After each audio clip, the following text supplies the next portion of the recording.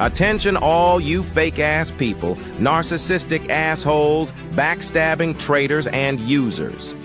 Listen up. I've got a message for you, and it's not pretty. I've put up with your endless bullshit, your pathetic lies, and your manipulative games.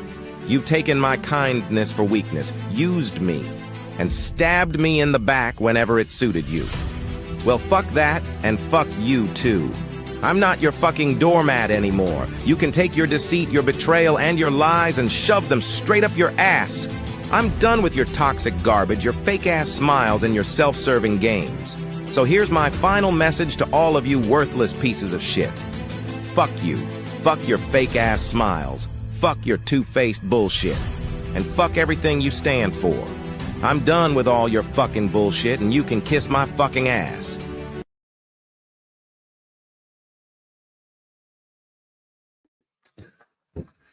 Yes, sir. Yes, sir. Yes, sir. What's up, man?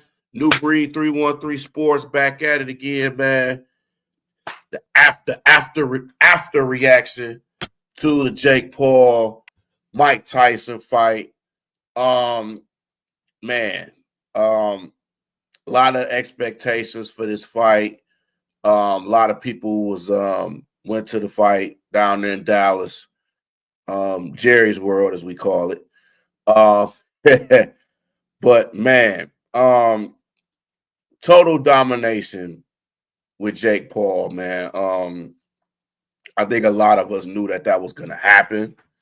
I mean, I gotta give credit to Mike Tyson and even accepting this fight, even after all the health issues he went through during this fight. Or before this fight, and then you could just tell his age was just starting to show, man. It's almost like he willed himself to go out there, you know, fighting his gloves and all of this stuff, and it's just like he shouldn't have been in there, man. And then, you know, Jake Paul being a young guy, man, he just took advantage of an opportunity, which you're supposed to. I feel like he could have knocked him out anytime he wanted to. I just felt like because of the respect that he had for Tyson, he didn't. But I think any other person other than Tyson, he would have knocked him the hell out. In my opinion, he would have knocked him out. But man, the expectations. I thought the Serrano and old girl fight was the best. Was a good card. That female fight was a very good card. I felt Serrano won that fight. I think she got cheated. She got headbutted so many times, but I mean, hey, what else is new? But we all know that Jake Paul was gonna win that fight. He knew he was gonna win it. All the theatrics, the stepping on the foot during the press conference and all that, man. You know what I'm saying? But the way that this fight was, man, Mike Tyson really shouldn't even been out there, man. You could just tell he was out there just for a paycheck. I give him all the credit for being out there and being 58, but you can't go out there and just throw 16, 17 punches. And Paul is throwing like 50, 60 more punches than him. Like, you can't do that. Can't do that with anybody. And it just showed he just looked slow. He just looked lethargic. He just wasn't the same fighter, man. He just wasn't the same. He just was not the same fighter. What's up, Ed? Yeah, I'm gonna let you jump in. I'm gonna post the paste it on there. But yeah, man, he just didn't look good. You can just tell that his age just started to show. And lethargic punches. The first 2 rounds he did good. He was all right. But after that, it just spiraled from there. And man, it's just, you hate to see a fighter go out like this. Like, this is the way your retirement is. And I think this with a lot of fighters, they just don't know when to retire. And and you have to know when is a good time to retire. You have to know. And Mike just didn't know that. He just didn't know that at all. What's good, family? What's up?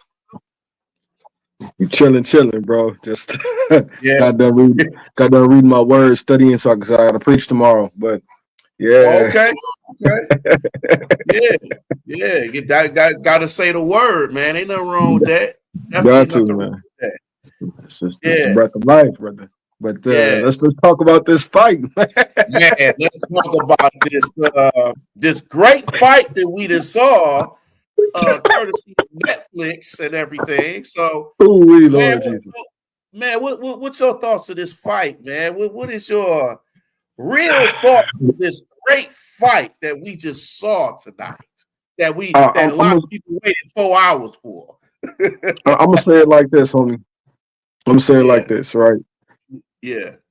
Dog, I have nothing. So here's the thing, man. As a fighter myself, right? Because I know some of my boys are upset with this dude, Jake Paul, etc. Man, I don't have as a red-blooded American capitalist. Should nobody have any problem with what Jake is doing, because it's not up to Jake to keep people sober-minded in what's going on, bro.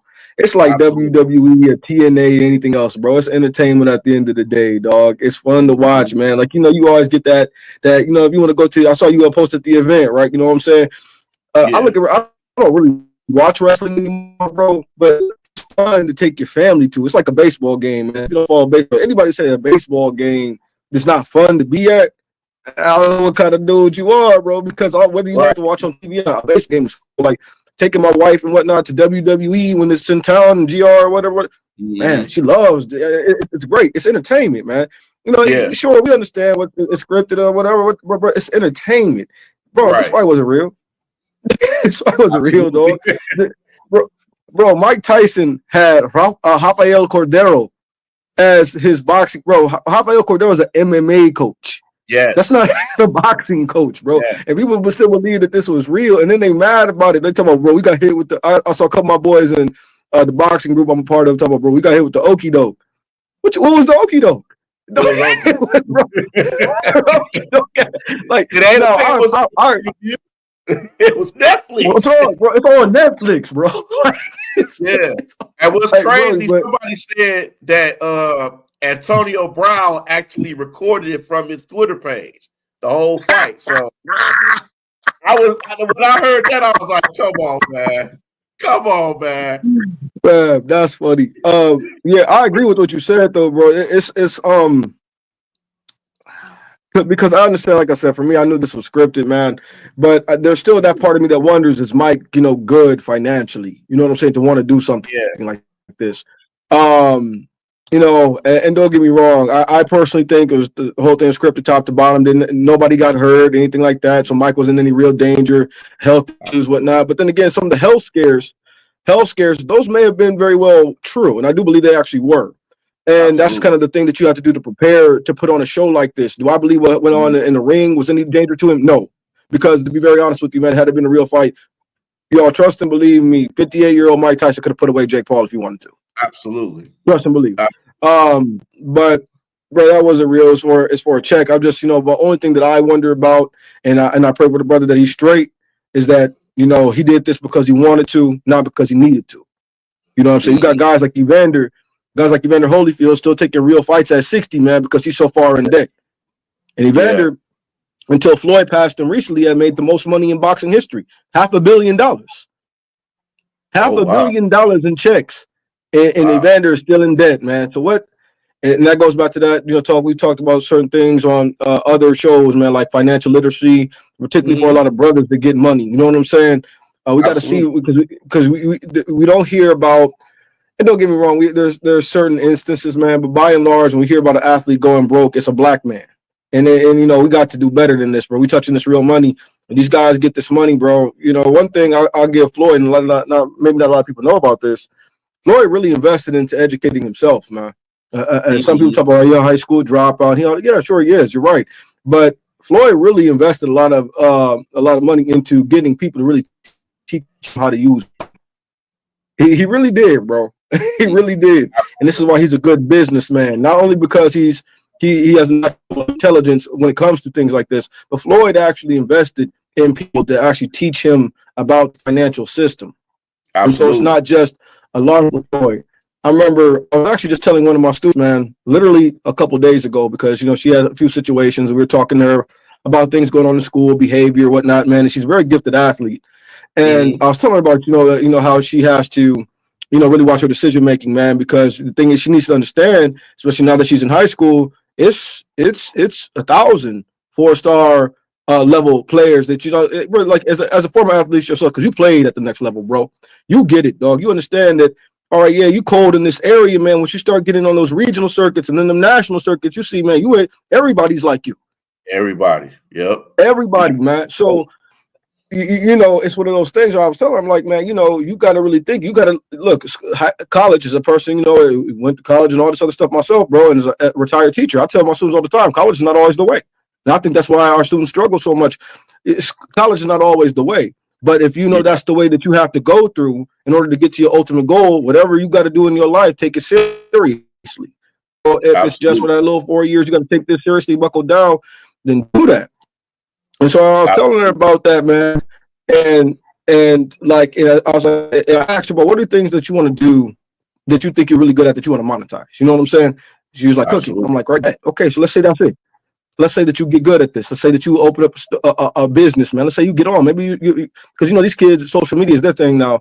Maybe you get on via social media. You start getting these checks, this YouTube ad revenue and whatnot. You really need to, at least, if you don't go to 4 years of school or whatnot, invest in some classes or a level of personal tutoring to teach you about money. Absolutely. And so my hope is that Mike is just not, he just wanted this payday. He didn't need it. You know what I'm saying? Because Evander in a situation where he needed, bro. Mm-hmm. Absolutely. You see a lot of these older guys that still fight. He did Bernard Hopkins fighting in the 50s, George Foreman, a lot of these guys that you might not think that don't need the money, but they still do it. Some of them are doing it for the love of just fighting. Some of them just need the money, but you just never know anybody's circumstances. You just never really know. That's right. You know what I'm saying? It's a lot of, just like you said, it's a lot of people that are in debts, and they need that payday. Everybody know the type of money that Floyd Mayweather has, or a lot of people. Not a lot of that, and none of them are good at investing, and that's so big. You got to learn how to invest and save your money. And a lot of this, I hate to say it, as black men, a lot of us do not save our money. We like to spend more than save our money. Some of us don't even grow up around it.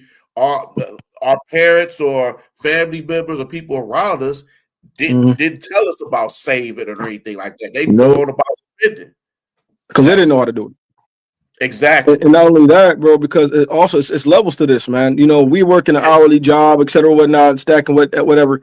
One thing I was trying to explain to her, getting back to the same student I was talking about, man, one thing I was trying to explain to her is that, the tip of the top, man, the truly elite in this world, brother, there's a way we spend and save and what we fathom with that, and then there's their world. And in their world, brother, they don't buy and sell with what they call liquidity, man, with like actual money in the bank. Everything is credit based, brother, or assets based. So we look at someone like Elon Musk, man, who bought Twitter. Do we really think he spent $44 billion liquid? Like actual? No. That brother gave them $44 billion worth of assets. So, the way they do things is like, okay, you got 15% stock in this, and then you got you're still a minority owner in PayPal, and you're still this case. So we want that, and then you might own some stock in the Cubs, or you might be a minority owner with the Pistons. So we want that minority ownership with the Pistons, and then we want the stock with the Cubs, and give us the PayPal shares, and then you can have Twitter. That's how that works, man. We laymen, folks that got to go ahead and work. We laymen are the ones that are talking about dollars and cents like that, saving and interest on bank accounts and whatnot. Brother, those folks don't do business like that. And so even when you start touching that real money like they're touching, you got to go get educated about it, man. That's one thing I respect Floyd for. Contrary to believe, people won't give him credit for that. He really did invest a lot into really learning how the financial system worked by people that knew what they were talking about. And with some of these older fighters, as you said, bro, too many brothers that don't know how to invest. One of the things I went over with her was like, remember that story about KG and Tim Duncan? What happened with them? Tim Duncan lost 70 million and KG lost 77 million. And both of them said they didn't know how they lost it. Brother, how you not know 70 and 77 million dollars are going for your accounts or your assets? How? Yep. And they lost that liquid. Like, how do you not notice that? Yeah. Yeah. It's crazy, bro. You got to monitor your money, and then you got to watch, the people that is around your money, the so-called agents and everything like that, because they could be all that money from you too. Exactly. That's part of the reason why Bob Arum doesn't like Floyd, man, because he didn't expect a little ghetto kid to be smart enough to not get, ramrodded by his little bullcrap deals, man. He's mad that Floyd knew enough and was smart enough to get out of that deal without owing Bob Arum actually any money legally. Absolutely. Bob will say he owes some money. I'm like, well, how come you didn't have it then, Bob? How come nobody ever gave it to you in the court of law, Bob? You sued for it. You didn't get it. 2 judges didn't give it to you, Bob, because legally he didn't owe you. He found the loophole, and he was mad. The little black kid from Grand Rapids outsmarted him. Yep. Exactly. That's really what it is. Exactly. That business savvy is caught up, and it's good. And it's good to have family in the business too that can teach you that. It's true. That's rare. It's true. You have your uncle and then your dad training you been fighters, so they know how the business is and they can teach you stuff. Exactly. To have that, and I think that taught, and it got him to where he is today. That's true. Hold on, man. I gotta grab my charger real quick. I'll be right back. Oh yeah, for sure. But it's just nowadays, man. Like a lot of people don't give Floyd Mayweather credit, but he's done a lot for the community. He's paid for a lot of things, man. And yes, he does pay for a lot of crazy stuff. Some stuff you'd be like, what the hell is he doing? But he has that type of money, and people are paying him that amount of money every time he fights. So he's doing something right. He's one of the best boxers of all time, as much as people don't want to hear that, but he's fought some elite fighters. But we don't know, like I said, man, we don't know, Tyson's situation or anything like that. 58 years old, health problems. He's doing a lot of stuff. He's doing a lot of autograph signings. He's doing comedy shows. He's doing a lot of things, man. He's paid. And, he's dealt with even one of his kids that died. So he's went through a lot of things over in his life. He's done some things that he's regret, and he's paid the price for. He's even got cheated. Money got away from him, even with Don King. Don King took a lot of money from him. A lot of people took a lot of money.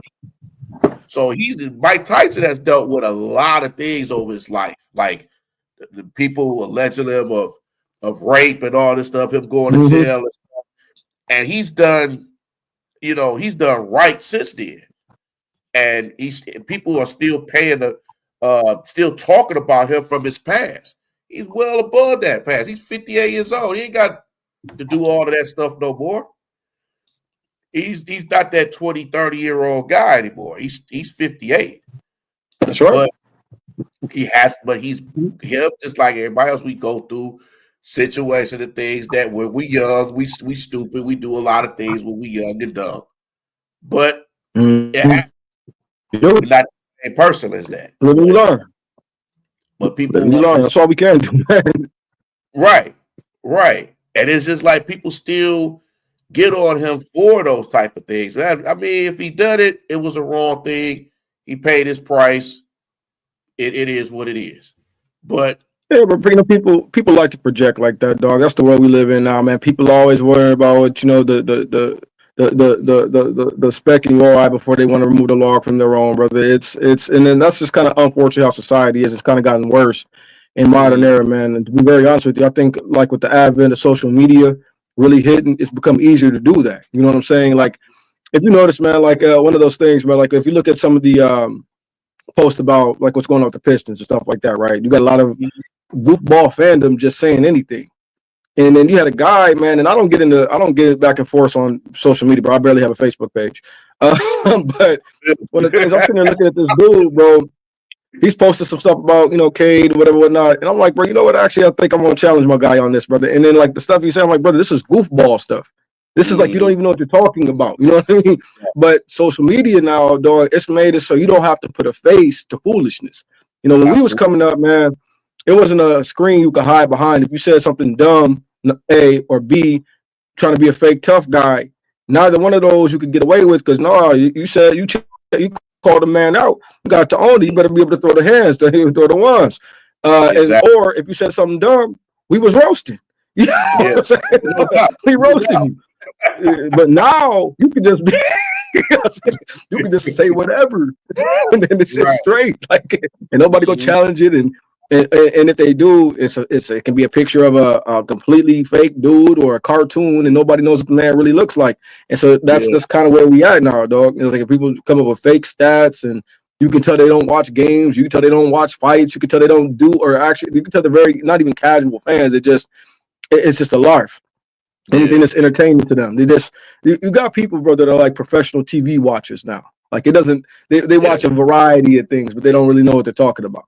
Yeah, the trolls. They internet trolls. They just like playing with your minds and stuff. They don't know nothing about it, but they just like messing with you all the time. Like, you don't know this. You just look back and be like, hey, you don't even know what you talk about. So just sit down somewhere. You ain't got nothing else better to do than to roast somebody. Facts. And then you got a lot of people that want to diss Mike like that, bro. The man's, done what he's done, repaid his debt. Some of the things that looking at, just doing research into some of the stuff that the man's been accused of and whatnot, brother. I'll be honest with you. So these are my mother's words, not mine. My mom, the whole Ryan Givens situation with her with the DV.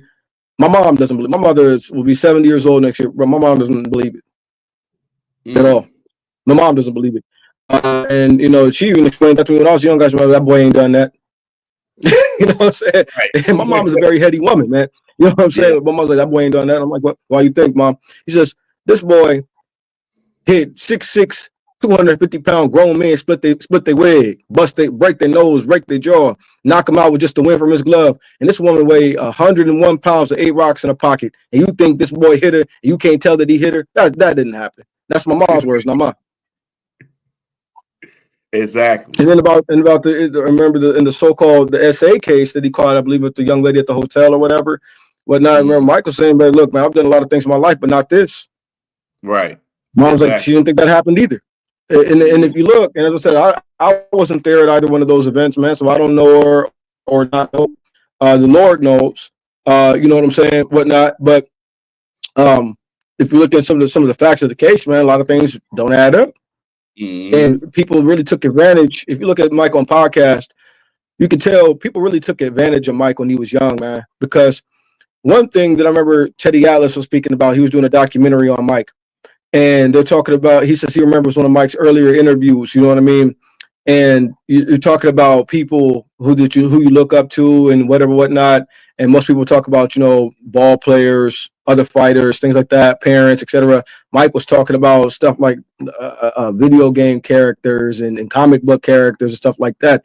And he's like, that's how you could tell in his heart of hearts, this dude was still a kid at heart. And people who could get close enough to him were really taking advantage of him, whether it was promoters to other young women. You know what I'm saying? So allegedly, man, a couple of dudes who was close to him said Mike was actually kind of like a simp in the sense that he really, he would date a young lady, really spend a lot of money on her, really try to take her out, really try to show her a good time because he thought that's what you did. And you're supposed to spend a lot of money on a woman with nothing coming back. You know what I'm saying? And I've heard this happen from more than one source, bro. And then he's like, man, a lot of this stuff, dog, like he was really protective of a lot of females that he was with and stuff like that. So he had that in him, and man, you have people that I personally believe some of these businessmen, some of these promoters used a lot of these women to get to Mike. You know what I mean? Because they knew he didn't know any better. He didn't know any better. He thought it's a pretty girl. You know what I'm saying? I'm Mike Tyson, all right, whatever, and stuff like this, man. Oh yeah, that's a lot of. That's a lot of us too. Oh yeah, real talk. And it happens. And you could tell he didn't get that wisdom coming out, man. And so you could tell Mike is learning a lot. I like his podcast, man. You know, he has a lot of wisdom. You could tell Mike really wishes he knew a lot of what he knew now back then 30 years ago, or else he wouldn't be in a lot of these different situations, man, getting caught up or getting, you know, alone with certain people in certain situations where they can accuse things and X, Y, Z. And as I said, what really happened in those areas, that's between him and God. But, you know, he says he alleges his innocence. And, brother, hey, it is what it is. I'm not the judge or jury that convicted the man. But I do agree there's a lot of inconsistencies with what's he's been accused of, and what he's had to serve time with, as opposed to, if you kind of look at, you know, some of the research, etc., what actually happened. Like how could this have happened if he was and you know what I'm saying? That's just one of those things, makes you think. Yeah, makes you think. You kind of wonder, like, okay, something is missing here. They ain't giving us the whole. You just get bits and pieces of it. We ain't getting the whole story. But they were so quick to arrest him when it's certain other athletes of another race. If they do the same thing, they'll get off on that. Yeah, bro, you wanna know? You want to know who's a good one that comes up? That when the case dropped years ago. This is probably when we were, because he's a little older than we are. So this was years ago. Peyton Manning. Yes. Peyton Manning. Yes. And that got swept 100% under the rug, brother. What's the one guy who's the kicker from the Giants? What is this? Is it Mike Brown or whatever? Not since Brown is his last name. I know that. Yeah. Bro, he was beating the brakes off of his wife for 13 years. And the NFL knew about it. Yep. As soon as something happened with Ray Rice, here we go. Yep. Y'all knew this man was almost killed her. They said Brown, if I'm not mistaken, correct me if I'm wrong, bro. Didn't they say it was a report Brown actually chased his wife like 3 or 4 city blocks, trying to beat her out, right in public? Yeah. Drug her back to the house, something like that, and they knew it. And didn't say anything about it. So, man, swept all that under the rug. Swept it all rug. You don't even hear about it no more. Even the Ben Roethlisberger situation. Swept that under two events, not one, but two. They said one. He had a buddy that was a cop, right, and hit the situation, like stood in front of the door. Yeah, it's tough, bro. It's tough. When you an athlete, you have to, and you know this because you're an athlete. You gotta always watch the people who's around you, because you just never know. They could be trying to put you in a situation that you don't want to be in, or you just don't know. And you just thinking you try to have a good time. You with this person, bro. And all of a sudden they set you up for failure. And that's why, to be very honest with you, man, at this point in my career, at this point in my life, dog, I don't go anywhere without my family. You know what I'm saying? Like if I have to go somewhere for training camp, I take my wife with me. Like no joke, and my son and my daughter with me. Whatnot, being alone. I don't party, I don't smoke, I don't drink. That's just not for me. Not saying it's you know, that's somebody's vice, that's their business. But those are just the things, man, coming up. Fortunately, we had good mentors coming up in the gym that said that stuff, man, like, you know, smoking this, drinking this, etc. Is like, the issue with it was, you know, we were kind of taught coming up under some of the folks I came up with, it wasn't necessarily the vice in itself. But the certain points you just made, like you have to think about where you would be doing those things at. So you're drinking, you go to the club, you go to the casino, you go to you go to these different hotels, etc., being around these different people.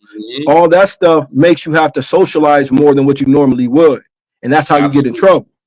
You know what I'm saying? Like, that's how you get into trouble. So it's just one of those things. I don't personally, you know, I don't smoke, I don't drink, I don't go out like that, man, at this point, brother. If it's not, brother, fun for me, man, is watching Aladdin with my family.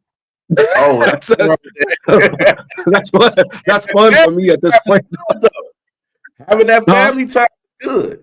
They gonna love that. They gonna love the family time. I think that's also part of the reason why, dog, we got to get back, especially as black men, we got to get back to family, bro. Like, and don't get me wrong, it's a lot of things that try to keep us from doing that. Number one, the way a lot of brothers are being treated, like you said, where you dropping jewels when you talk about needed as athletes, particularly black athletes. We need to watch out, make sure that our circle can be trusted. But I think a lot of those things would be mitigated, man, if we really, you know, got back to that family structure, to where at this point, brother, I mean, like in my prime now, I'll probably fight another 3-4 years if the Lord's good to me like that. And then that's it. At this point, it's just something to bring home assets for my family, building my family's future. That's it. It's nothing. I don't have anything to, it's not really even about self anymore, man. And, you know, with these guys, with these younger guys, you know, we were going through scripture reading, man. We're in Psalms 119. The Bible says, wherewith will a young man purify his way to follow the Lord? And it's basically saying that how young is too young to start a family and have that be the main focus of your life. And sometimes I think we're teaching our young people that they have to have their fun. You know, so they gotta have their fun. What is that?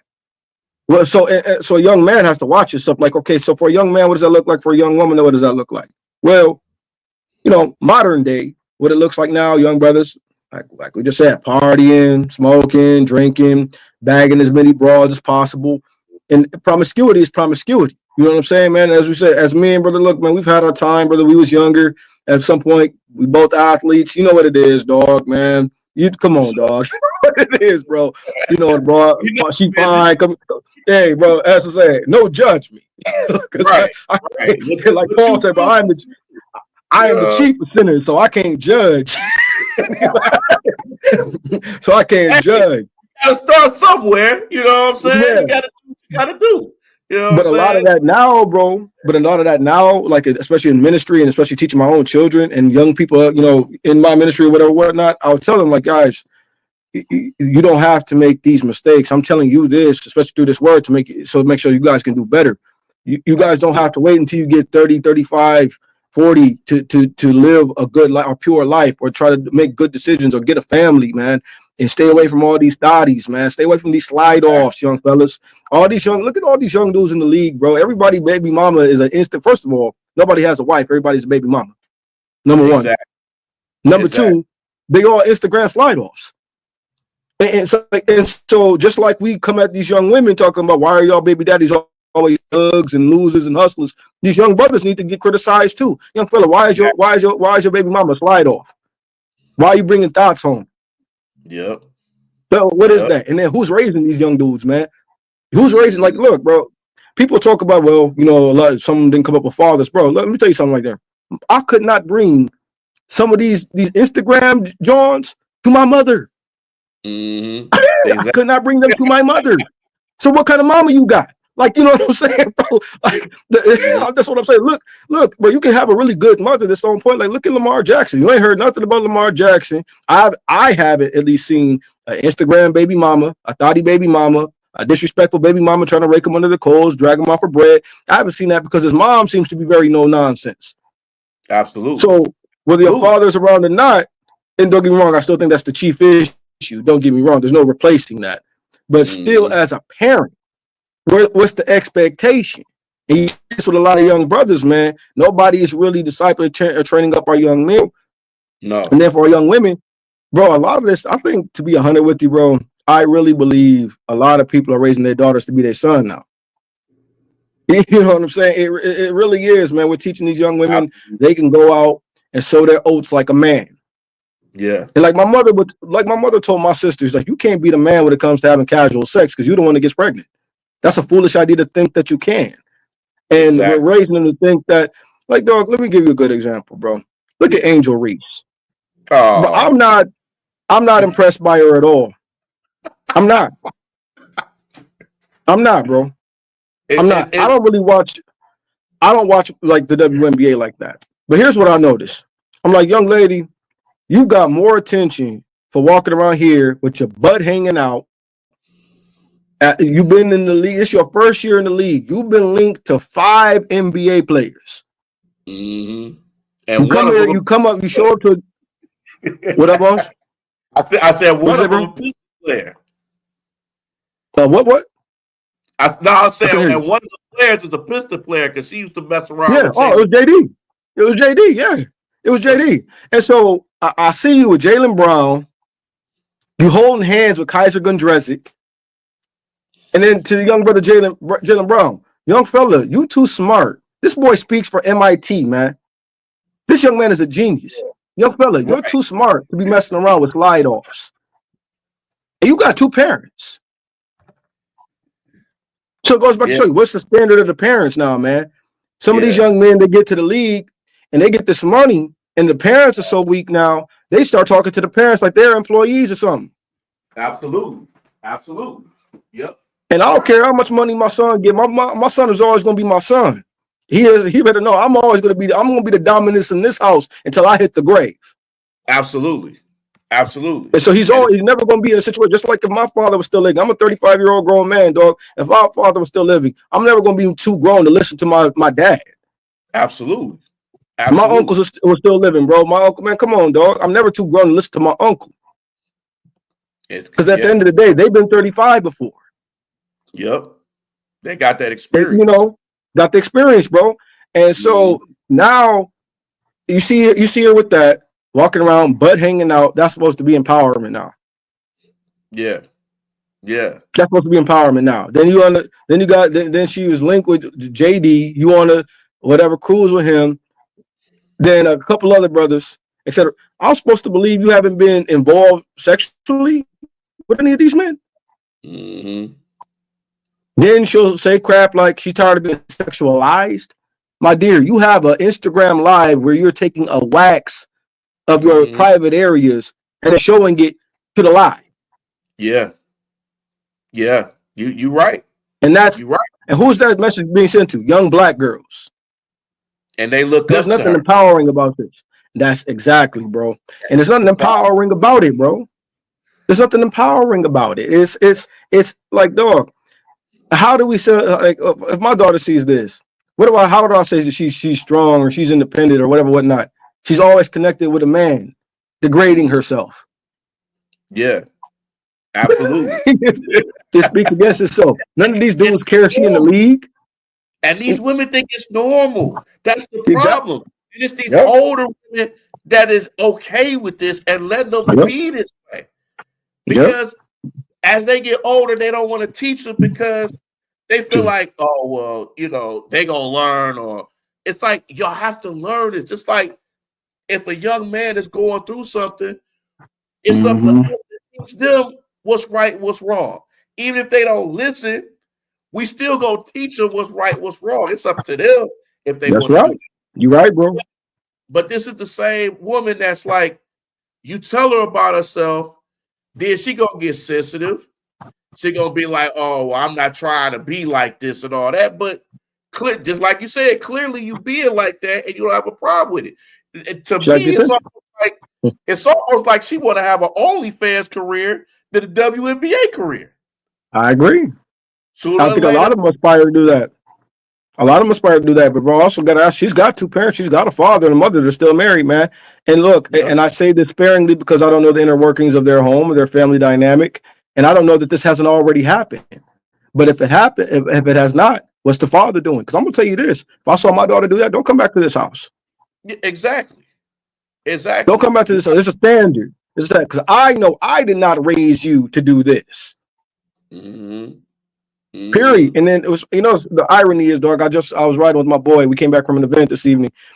My boy Mike, and we were just talking about this in the car, bro. Like the man, we're nearly not raising our daughters anymore, man. As I say, we're raising our daughters to be sons, and we don't want to hold. It's like it's taboo to hold a young woman accountable now. But a 5-year-old boy has more accountability than a young woman in this day and age. A 5-year-old boy has more accountability than a grown woman today, man. Yeah. You'll see more excuses made for a grown woman than you will a toddler. My son is 3. And I guarantee you, if he acts out, you'll see more people talking about checking him or chastising him than you would a 30-year-old grown woman. And look, bro, you know who I blame for that? The men. Yeah. I blame the men in society, bro. Whether it's simps, whether it's soft dudes that have no backbone, bro. I blame the men. And it's the problem. At the end of the day. And that's the problem with how these women act. It's up to these simps and these tricks. And that's just making it worse because there's so many of them instead of these guys that's checking them and be like, hey, listen, I'm not cool with this. I'm not cool. Then when you check them, it's like, oh no, you seem like an angry man. You seen this, you seen that. Like, so Shaming tactic. I'm angry. Yeah. I'm Sign language, bro. Sign it's language. crazy. Shame, insults, guilt, and the need to be right. Sign language, bro. Yes. Sound like Kevin You know, it's funny, man. You know what the irony is, bro? That's something me and my pops will talk about, dog. Like, I never really watched the guy when he was still living at all. I've seen some of his snippets, his work, but I don't have any problem with what the message he was saying. No, you know, I don't. You know, some people can make their criticisms. All right, the man wasn't perfect. Who cares? I mean, it doesn't mean that some of what he's saying is not relevant. And so things like sign language, etc. My dad was telling me back in 03 when I was a young dude and couldn't even understand it. You know what I'm saying? Like, well, you're gonna see it. And the irony is, man, him, my uncles, a lot of my mentors, bro. You know, this stuff was almost prophetic because they said, like, son, by the time you a man and you got your own children, you're gonna see they're gonna really come after masculinity hard. And it's really gonna be, you know, the issue is, dog, the number one entity, right, fighting to destroy masculinity in this country is really other men. Just like you see the number one entity fighting, trying to destroy femininity is other women. The problems normally come from within. You always got a simp talking about, want to talk down on men that are bold enough to stand on their own too. And you always got one of these, you know what I'm saying, wore out, no one wants some broads, trying to hate on one of these young women who might have some sense. That's right. Always, it's always the same one, but you always got a dude like, bro, like, look, hey, Mike, bro, breathe. You ever, man, been talking, dog, and you chopping it up with a chick or whatever, and you got a dude that you never seen with a girl trying to tell you how to keep a girl. You ever had that happen to you, man?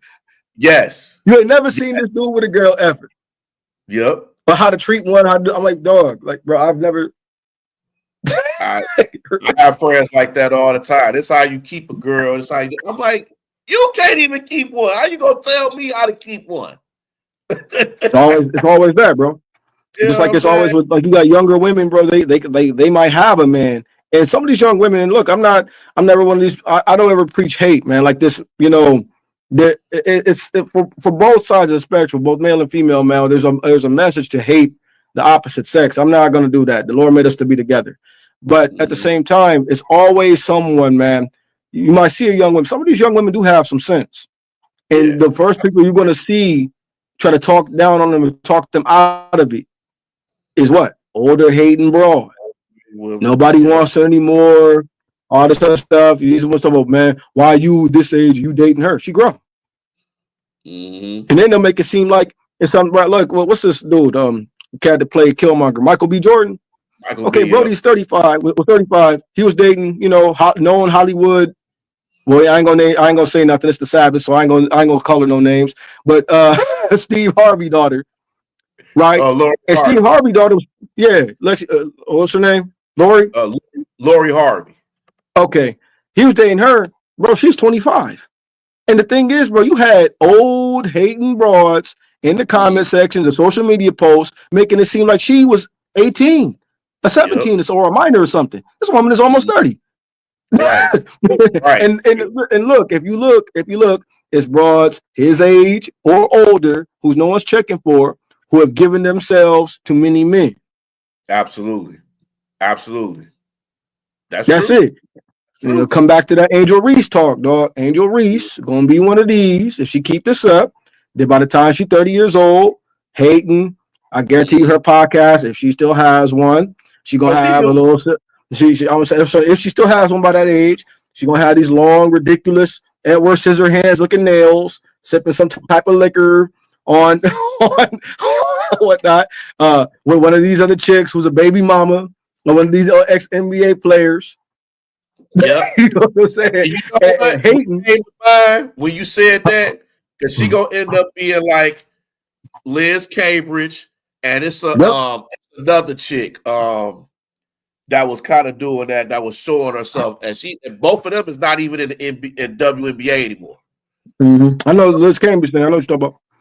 Yeah, I can't remember. I can't remember the other one because I know she got a brother that's was in the NBA, but then he's in the G League. I think he plays overseas. I think her brother. Hamby. I can't think of her name. De'Erica Hamby, I think. Was it De'Erica Hamby? No. It was another one. Tia Cooper. That's her name. Tia Cooper. Tia Cooper. Yep. Tia Cooper. Same they thing. try to sexualize them and everything, and they both are not even in the WNBA anymore. They did that to themselves, man. She found out she was with Dwight Howard, and then I guess she found out some things about Dwight Howard. But then again, Here goes the question, bro. As a father, man, are we vetting these men that are with our daughters? Yeah. There's no masculine leadership for the household anymore, and so we're teaching our daughters that essentially they can. Bro, look, from a scriptural standpoint, man, a woman is supposed to have a covering from cradle to grave. Absolutely. My daughter leaves my house and goes to her husband's house.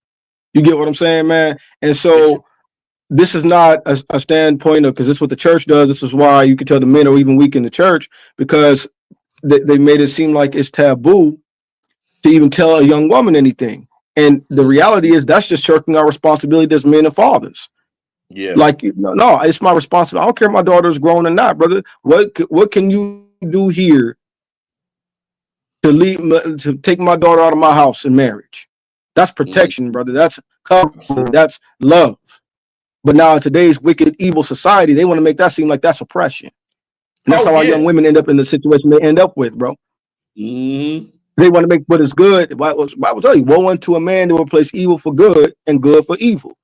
Yes, sir. Woe unto those who would do these things, man. That would call a man making sure his daughter is with a good man and protecting her from making mistakes of herself.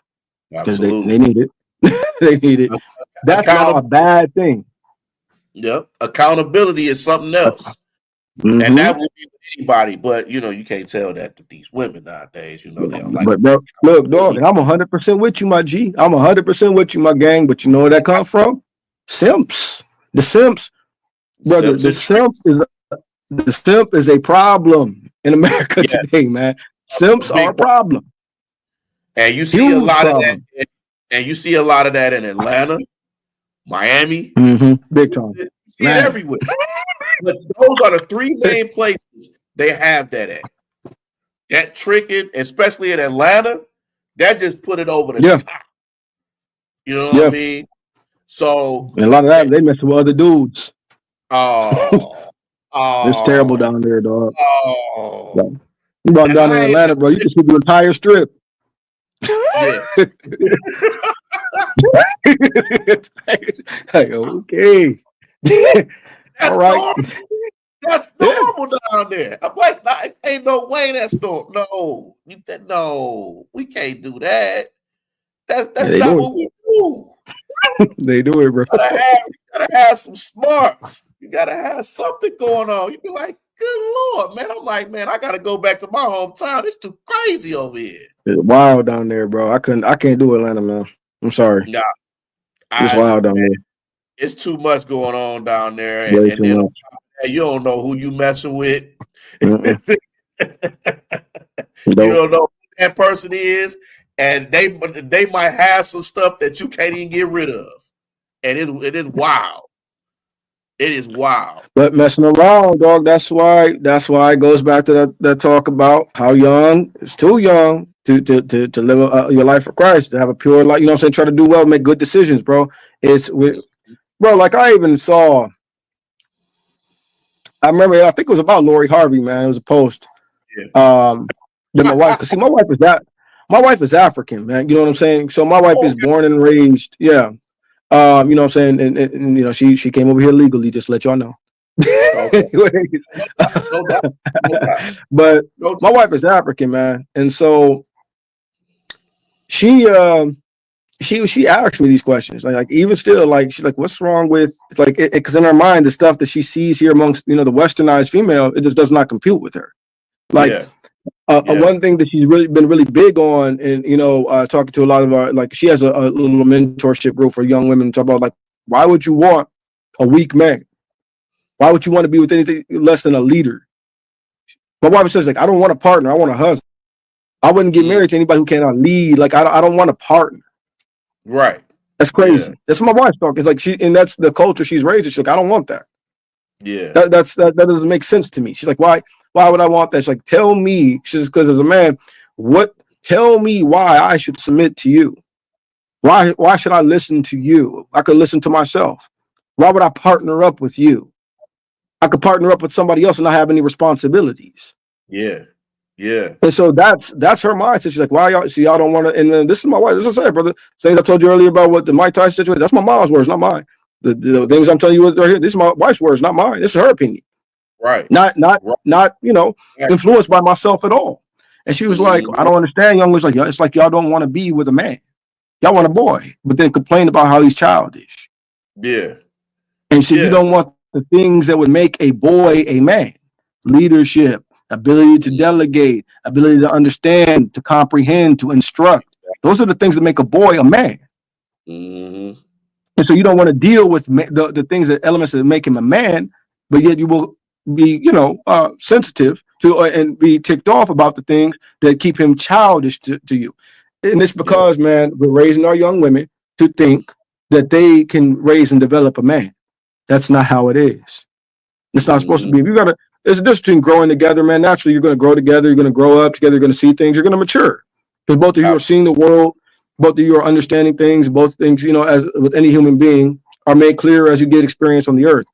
But our young women nowadays are being raised to think that they can really raise and develop a man. They have the build a brother workshop mentality, bro. Like where they can take the bits and pieces and they're the ones that build a man. No, it's ridiculous.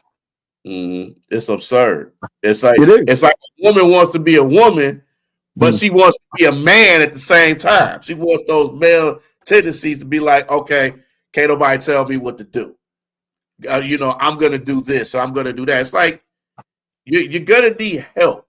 You're going to need guidance. You're going to need a lot of things. You don't know, and you can't do everything. You have to get helped. You have to do something. That goes back to that Simps enabling that, bro. Simps enabling. What's that? Because I don't follow this stuff, man. No, she ain't young either. She in her 40s. I think she's a woman. She's a sister like Kevin Samuels. I believe. I know who you talk about. Kendra G. Is that her? Yeah. Is she dark skinned? Yep. She dark skinned? Yep. Yeah, I think that's her. Bro, I remember I saw something, man. Well, she got her father on to talk about you don't need a man for nothing and all this other stuff. I'm like, brother, I'm gonna be 100 with you. You failed as a father. You failed. Yeah. Brother, why would I think I'm successful as a father and my daughter's sitting up here 40-something years old, no man, wearing weaves and all this other stuff to compete with women that are 20 years younger than her. So i.e. I didn't raise my daughter to grow up. Let's say the tree, the Bible says, the tree by the fruit that it bears. So let's look at it, what it tells us just by looking at her. Right. You're 40-something years old. You out here trying to, do all these fad diets and body by this because you can compete with younger broads. You talk about your eggs are frozen. What? I forgot she did say that too. I forgot she said that. And you're saying this right from your dad, and your dad thinks he did a good job. Well, his daughter got money. So what? My daughter is a slide off. What am I as a father? I just want to know as a man, right? So you know me. You know I got a daughter. Bro, let's like we old and gray, dog. We in our 50s, man. You see my daughter's grown. You see my daughter out here.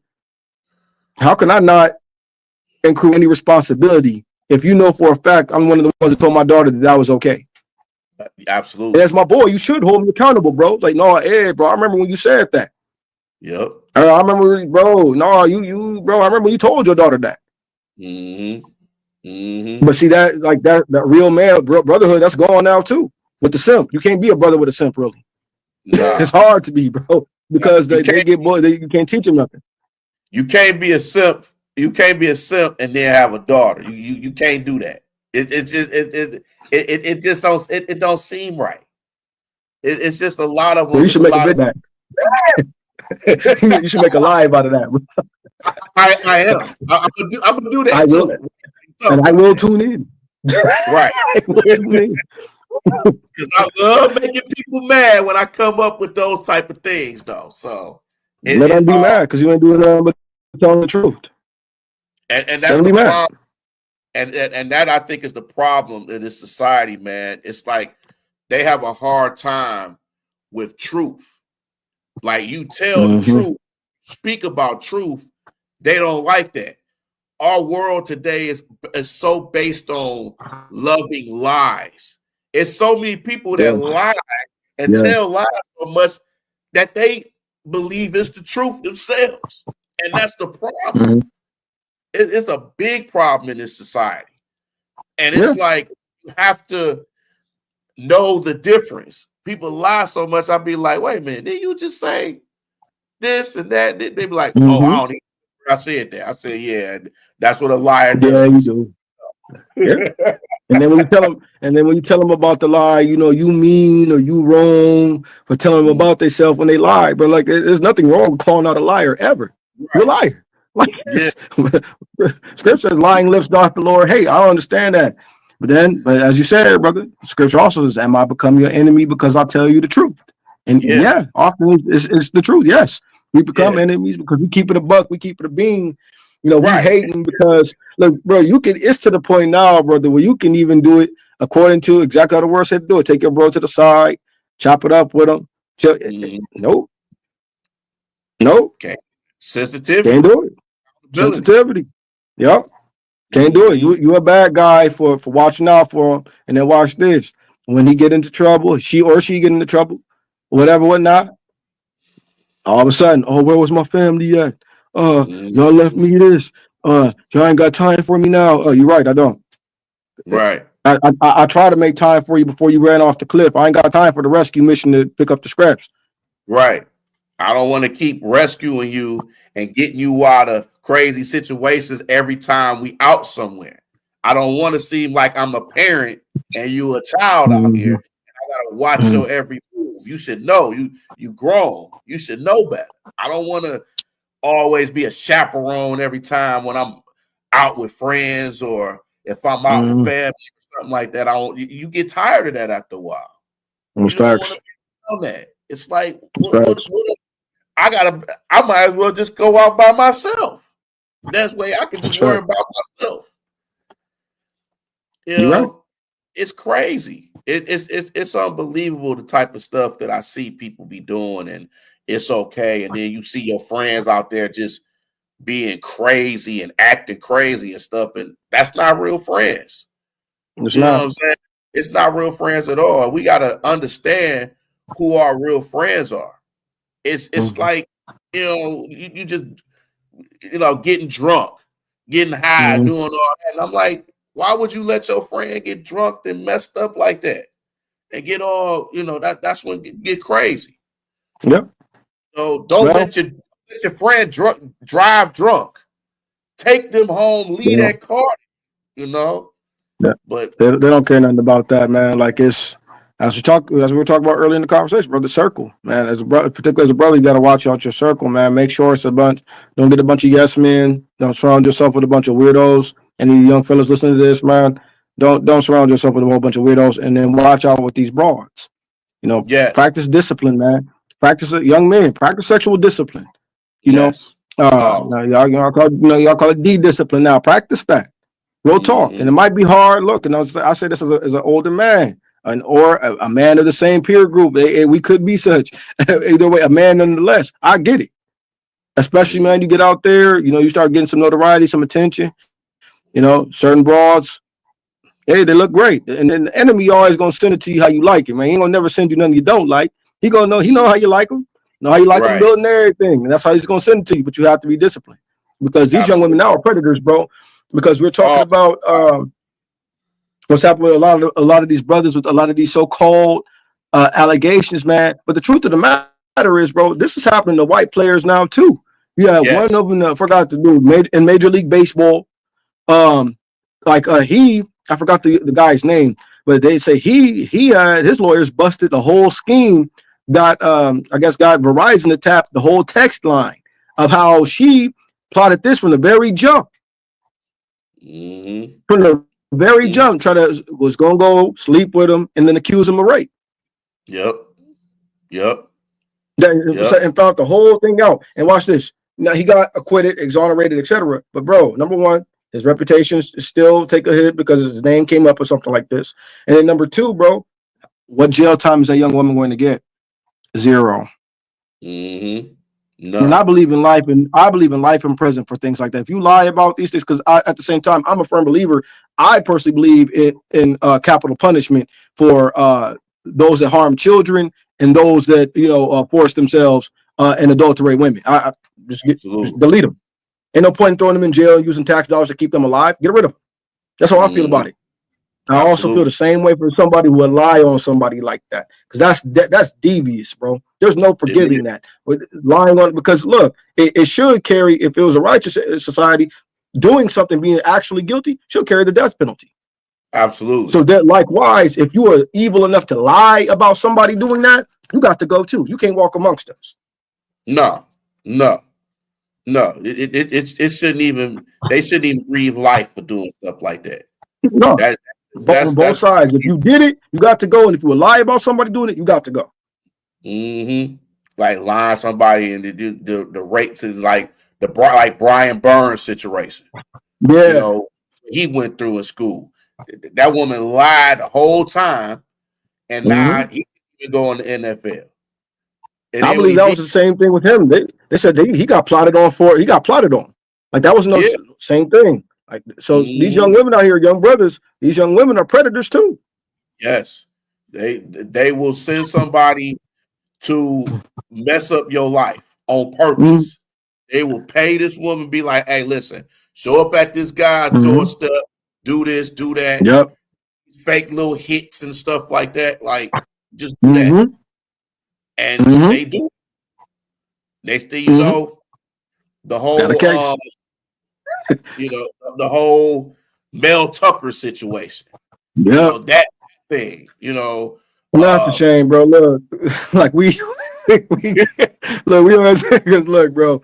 Mel deserved what he got for because he's stupid. Bro, but Mel, you old, dog. You should know better. You're old, Mel. Come on, man. Come on, Mel. But but on the flip side, you're right, bro. I don't believe that. No, I'll be honest with you, man, and I say this lightly because, as I said, I have a big heart of empathy for people who are victims of this stuff for real. But brother, I'm not sure. I'm just gonna put it out here like this. I have very serious questions about the validity of this woman that accused Mel Tucker this and that, because I know what she's now made a career because allegedly, if I'm not, and correct me if I'm wrong, bro, she's pretty much made a career of being a kind of a spokesperson for or spokeswoman for women who are SA victims on college campuses. Am I mistaken? Absolutely, you're right. So that's correct. And so I believe she got notoriety. I'm trying to phrase this the correct way because I said it's a sensitive subject. I don't want you to get demonetized. Hey man, speak your mind. You know how I am. Speak your mind. I feel you. I appreciate that. But I believe she alleged, or the case of she was gang assaulted on campus 20 years ago or something like that. And now it's this, bro. Seeing how this woman projects herself, seeing the way she dresses, bro. I'll be honest with you, man. I have serious questions with the validity of this claim. Absolutely. And did this really happen to this woman? And she's just not used to springboard into a career and XYZ. Because I got to think about it like this, because Mel Tucker is married, right? Yes, sir. Okay, so here's the issue. Why do people feel sorry for this woman and you just admitted you the other woman? Exactly. So I hold this dude accountable for being a cheater. Y'all respect it. Yeah, absolutely. But at the same time, bro, ma'am, you say you're a victim and you're an advocate for women, but yet you are complicit into something that would hurt another woman. It's crazy. And things to make you say, And it just happened to happen around the same year as you give this guy a big contract. So you give him money, all of a sudden, oh yeah, we don't really want to pay him no money. So we just gonna try to set him up with this woman so we can fire him and do all this other stuff. We got this all planned. Especially gave him that money and found out he was whack. Yeah. Look, nobody told them to give Mel Tucker that deal, bro. Look, bro, we went through the same thing with Rich Rodriguez. We went through the same thing. Terrible garbage, hot garbage. But he wasn't buried at West Virginia. Yeah, he wasn't there, bro. Like, bro, you had Pat White and Steve Slayton to make it look like you could coach. Right. That's it. Right. That's it, bro. You came here to Michigan, bro, and got exposed. Yeah. You caught lightning in the bottle with those two recruits, and then that's really it. And then man, and then Mel Tucker, same thing, bro. You had one good year, and these dudes, how much they throw him? $90 million. Yeah. Yeah. My lord. Wait, what? Man, like that's more than Harbaugh's deal, wasn't it? I think it was. That's crazy. Yeah. That's crazy. That's either one of Harbaugh's deals, man. That's crazy. Right. He signed 3 contracts while he was at Michigan. Bro, that's crazy. They hooked him up, bro. They got him. Society that we overpay these coaches, and you be like, how is they getting all this money? You like, hell, I don't know. They just paying them. They just giving money away. They got him, bro. Like, hey, Oprah, you get the money. You get some money. You get some money. You get some money. Like, that, and then you see what happened with Oprah this week, man. She tried to sit up there in front like the Indian Irish broad that was cosplaying as a black woman named Kamala Harris, didn't give her that money to sit up there. Bro, all that. Bro, this is my thing, bro. Look, and I don't care what side of the political spectrum people stand on. That's their business. But here's my issue, bro. And I won't be 100 about this, bro. And then look, for anybody who's watching, be mad at me. Don't be mad at my boy Breed. No. Hey, say what you want. Well, I don't give a damn. Shoot. Bro, how is it that people, particularly those that, first of all, those that look like us are still to see to say this woman was black? She's not. She has zero African ancestry anywhere. She's not. That woman is Irish and Indian. And just to break it down, dog, our people really need to educate themselves about the true history of slavery. It was not just Caucasians enslaving us at all. Some of the same entities from the same places that we see that are mistreating blacks in Africa right now are the same ones that were doing it 400 years ago. A lot of the Arabic contingent, the Southeast Asian contingent, all that were slavers. And African tribes were selling off conquered African nations to them. That's true. This is why you go into some of these hair stores and you go into some of these restaurants and they look down upon our people. We continue to give them business because it's something that's been ingrained in them, just like the Caucasians we accuse of racism. It's been ingrained with all these other races of people for hundreds of years. Absolutely. You're right. Flat out. Right. And so therefore, her people, her Indian heritage were also slave owners. They worked with her Irish ancestors to enslave blacks. Jamaica is a slave colony. It's literally its origin. It is a slave colony. Both the Indian nation there and the Irish were bringing black or African slaves there. That's right. To work.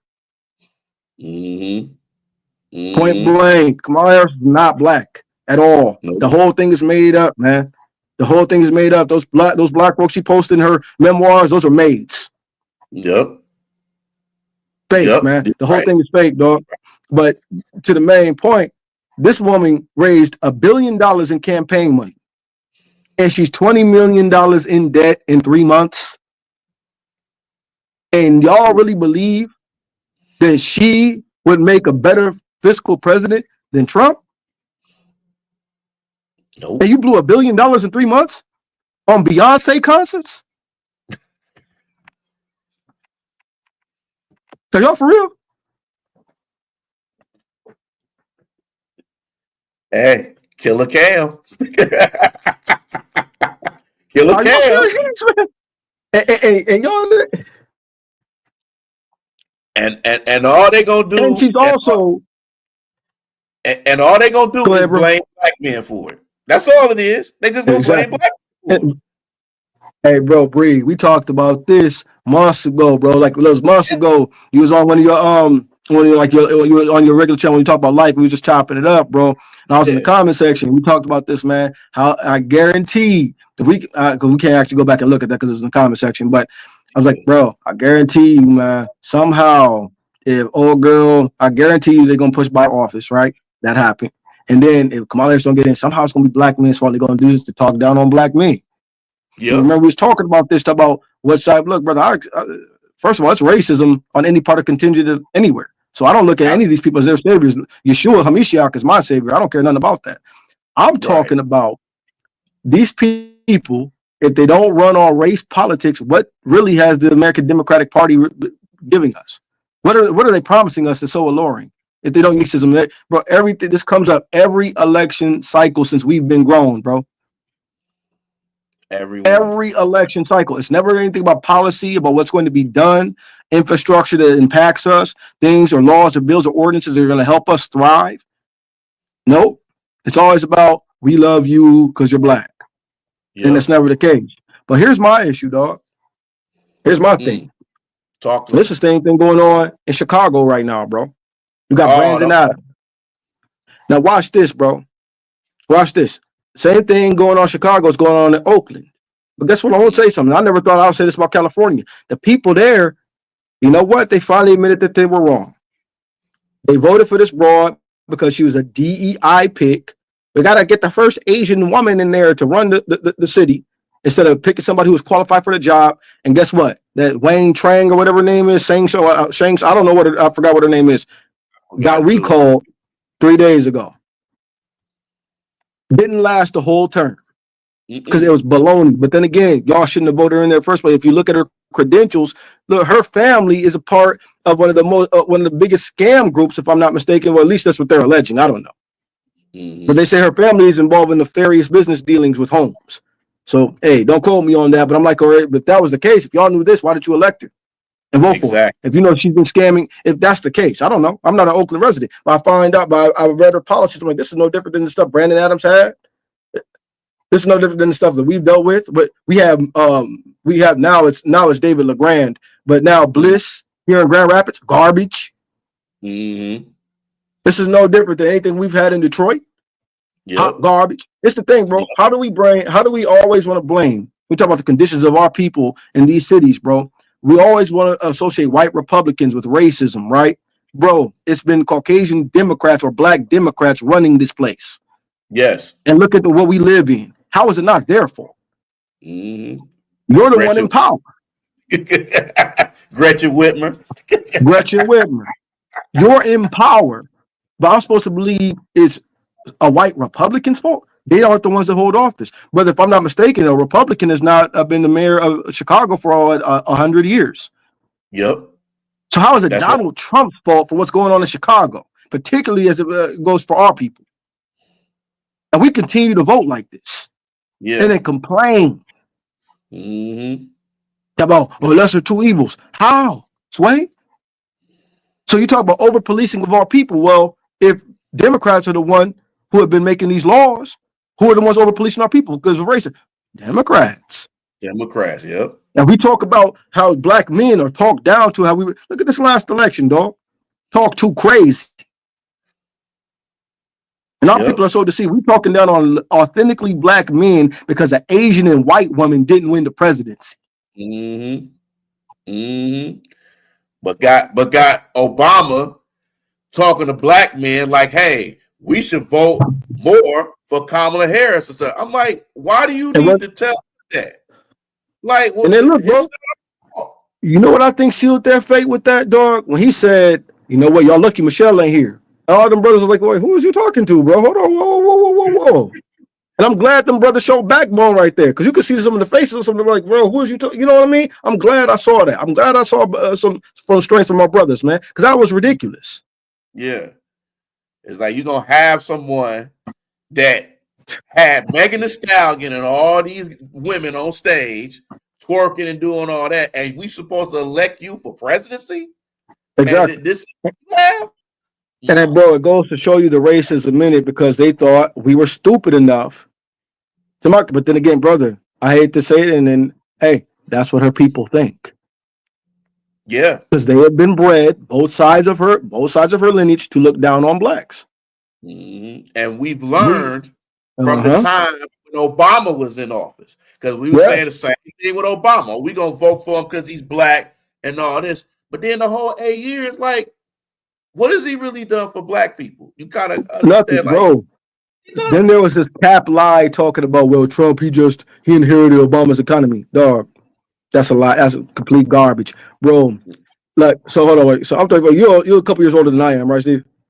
Yeah, I'm 43.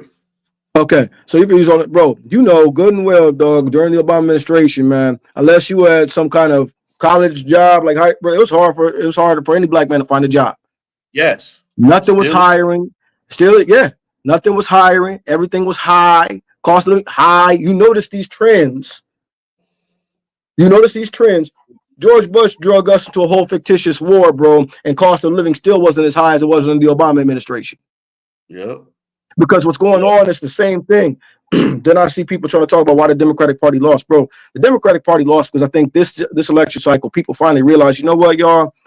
For the better part of the 2000s, especially, y'all been playing the dirty game, man, and finally the jig is up.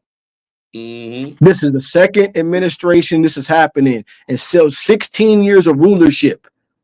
This is what the country has looked like under y'all. Yes. Groceries sky high, cost of living sky high, taxes sky high. Y'all talk about tax the rich. That's sign language, but that's code language for tax everybody. Yep. That's code language for tax everybody, brother. And what it is these people are pseudo communists. They're just full blown communists. Mm-hmm. If you look and do the research on Kamala Harris' father, he's a full blown trained Marxist. And what the irony is, bro, they're trying to come here and make America use a system that is literally the reason why all these other people from these other countries are coming to America to escape that same system we're trying to implement here. Absolutely. It doesn't make any sense at all. And then the reason why they were so pro illegal immigrant is because they were really low key trying to replace us. Absolutely. Which they still trying to do. Which they're still trying to do. Which is why they want all the migrants to come in here. They want to give them all these voting rights and all this other stuff because they're slowly trying to phase Negroes out because they're starting to look. You want to know what the issue is? But this exposes the real racism. Black folks are starting to wake up a little bit.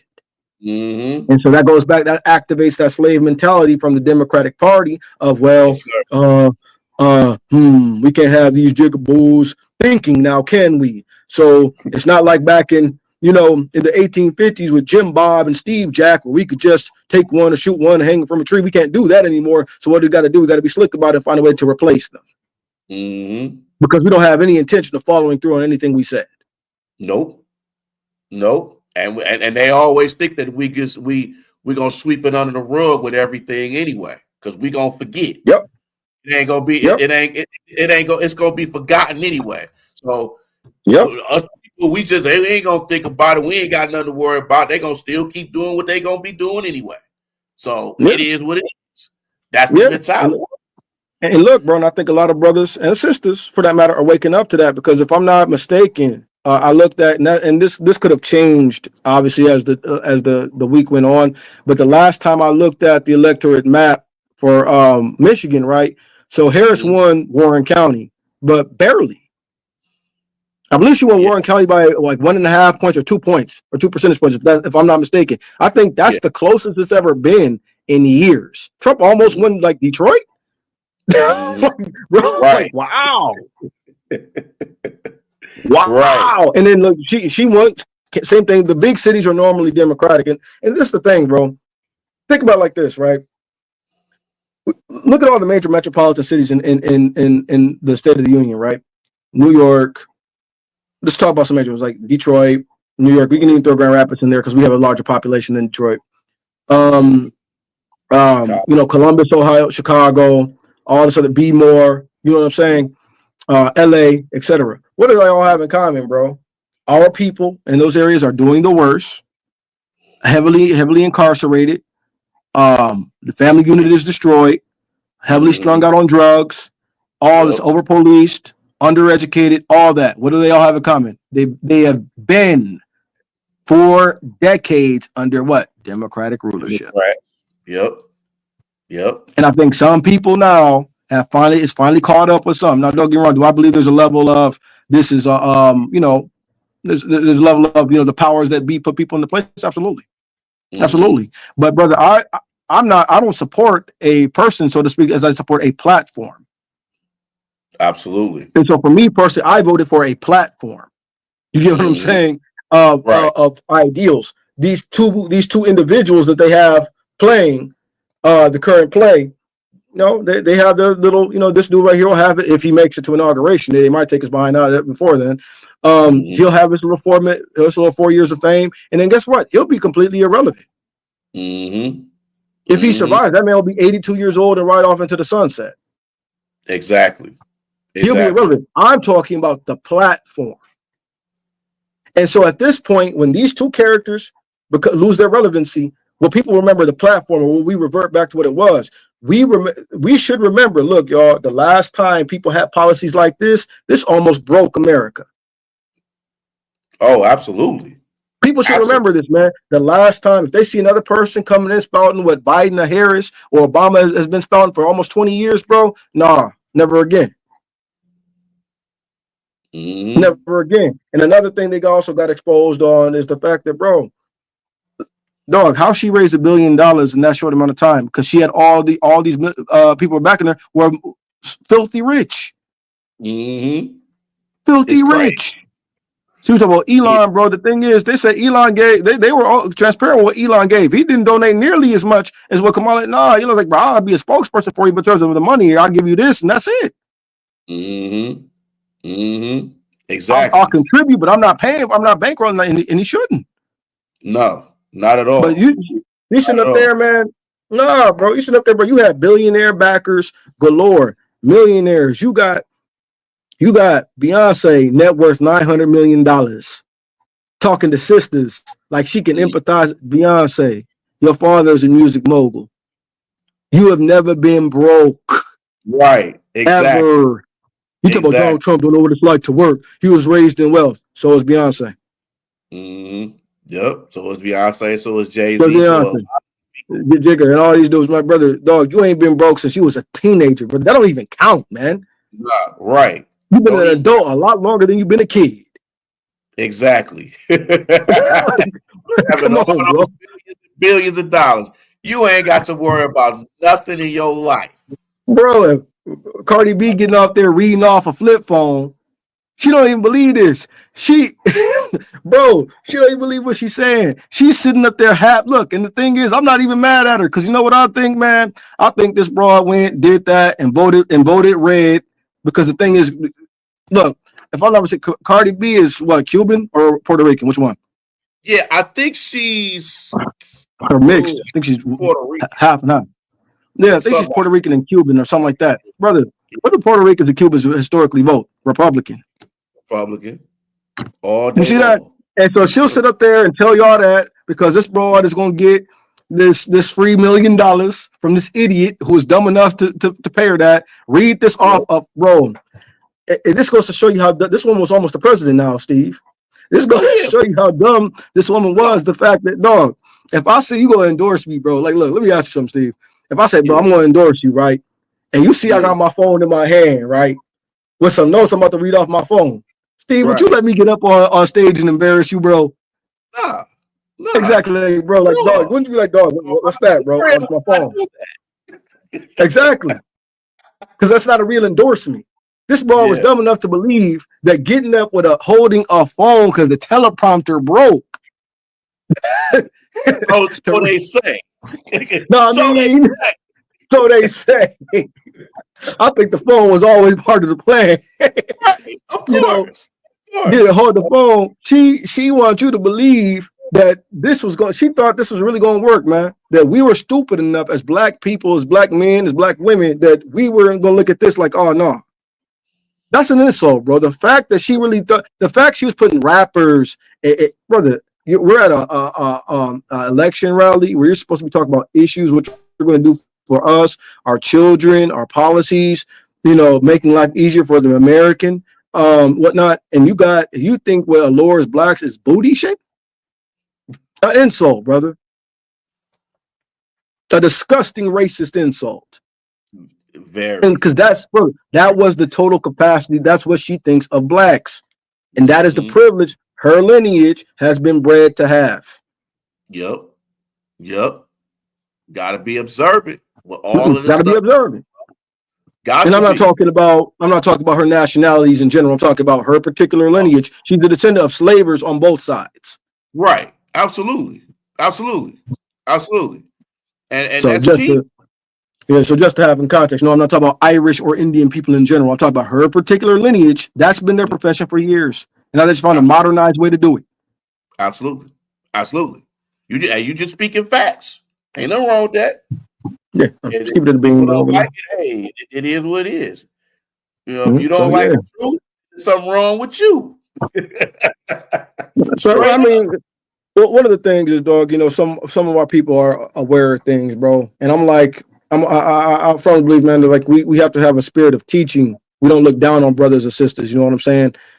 They come into knowledge, just like, bro, I learn new things every day, man. People don't look down on me if I learn something new. Brother, you can get enlightened. For instance, man, people might tune into this podcast. That's why, as I tell y'all, man, no matter what we're doing here on the D313XP, let me tell y'all something, man. It's always good to see black men intellectually speaking. And you never know what you pick up. You guys have brought up certain things, man. We talk about sports or chopping it up or any other thing, man. You know, I'm like, you know what? That's a good idea, man. You know, or like, you know, I never thought about it like that. And so a lot of our people don't know. So I feel you, man. Like, yeah, you know, tell the truth, but I want to say it in the spirit of enlightenment. You know what I'm saying? And not a spirit of looking down or talking down on any of our people, because you never know, man, how somebody comes to knowledge. My only axe to grind is I have no tolerance for willful ignorance. Like, you know, we'll complain about something or, you know what I'm saying, knowledge comes our way, money comes our way, resources come our way, and we still elect to do worse, even though we know better. Like somebody's actually told us, somebody's actually tried to teach us. And we like, you know what I'm saying, bro? Like, I'll give you a good example. We talked about Floyd earlier, right? Bro, Floyd has put millions back into his community, man. Millions. So you know where Ottawa Hills High School is here in GR? Yes, sir. Okay, bro. That's where Floyd went. My sisters grew up with Floyd, right? Okay. Floyd used to have this drive, right? He used to have this drive, dog. Floyd used to drive trailers, like semis, bro, full of name brand clothes. We talk about Jordans, Forces, Dickies, Gerbols, you name it. All the stuff we grew up wearing, right, bro? Yeah. Kids come up with their parents, man. Floyd tell them, go fill up these bags. Floyd tell them, man, come in with a trash bag. Get one of them big 30-gallon boys trash bag, because these kids, they never gonna look bummy again. They never gonna look broke again when I'm done with them. Giving back to this community like that, bro. That's what's up. Now imagine that's saving a parent. Not only is that giving the child something a lot of them will never be able to have with the money that their parents are making, that's saving the parent thousands of dollars. It really is. Thousands of dollars. I don't have to get my kids school clothes for real, bro. If I seen one with Floyd, bro, boy fill up a bag, man. Boy asked his boy, man, what kind of grades you get in school? Well, young man told him I got a 3.4. Go get another bag, fill it up again. Get you 3-4 more pair of them Porsches over there. Get you man. Get you this, get you that. And dog, the same community he gave back to like that tried to kill him. Twice. Yep. Twice. For doing good deeds. For doing good deeds in his community, bro. I'm sitting there. We used to volunteer at those too, and the basketball events used to throw there, dog. We sitting up there like this student just gave back like this, and people talking down. You hear little whispers about Floyd. Real talk. What is he doing for? I'm like, are you kidding me? They just don't know. They just do not know, bro. I don't have real respect, and I don't have no remorse for those type of people, man. None. But I don't have respect or remorse for people that would treat their best and brightest the way we treat ours, bro. This is why they're always leaving. That's why they're always leaving. We're talking about black love and things like that. Look how we treat our solid black men. All the time. All the time, bro. Look how we treat our solid black men, bro. Look how the sisters get talked about. If they actually solid, they actually would commit to their man. Talk down to, well, you are this, you are that, and all this other. Some of our sisters have sense. Yeah. Why you treating him that good? He ain't worth nothing. He ain't all this. He ain't all that. But that right there, like, bro. why? Like, it's like, and the hating friends. If you in a good relationship, you always got the hating friends that just hate when you in a good relationship. Don't make When no sense. married, they hate on the husband. Be like, why is he so happy? Like, why are you so happy? What's wrong? What did he do to you? Why can't you just Exactly. have a relationship? Yeah, It's it's just funny, bro. I look at my wife's friends, man, and my wife is very like she doesn't. None of her friends are unmarried, and she's like, that's the thing that's commonplace. Like you roll with what you want, man. She's like, we don't hang out with unmarried girls. We don't hang out with. None of my wife's friends are unmarried, bro. None of them, and all of them are very like my wife's friends. All of them African. You know what I'm saying? All check in on her. All very polite to me, man. Very good to their husbands, and conversely, the Lord has all blessed them with all solid men too. yeah. Their husbands are A1 dudes, man, etc. What's up? And my wife even says like, I don't understand why a lot of, and she'll say a lot of, I don't understand why a lot of Western women have all these friends. If you're married, why do you have all these friends and that you're hanging out with that aren't married? Yeah, you're right. You're right. You know That's what I'm true. saying? You got all these friends that always have something negative to say. And even my wife even takes it a step further. She's like, even that, like, I don't want, even if we marry, I want to be around positivity. I don't want to be around, you always complaining about something. If you're unhappy with that, keep that over there. But you're Exactly. not gonna ruin me and mine. You like, you know what I mean? And I do the same thing, bro. Like in the sense that, bro, like, look, I like positive people, bro. You know what I'm saying, man? If we're not gonna Right. be able to talk, look, we can talk about real issues, etc., man. But being around somebody who's always hating, somebody who's always negative, somebody who's always this, not trying to live life to the fullest, man, that'll drag you down, bro.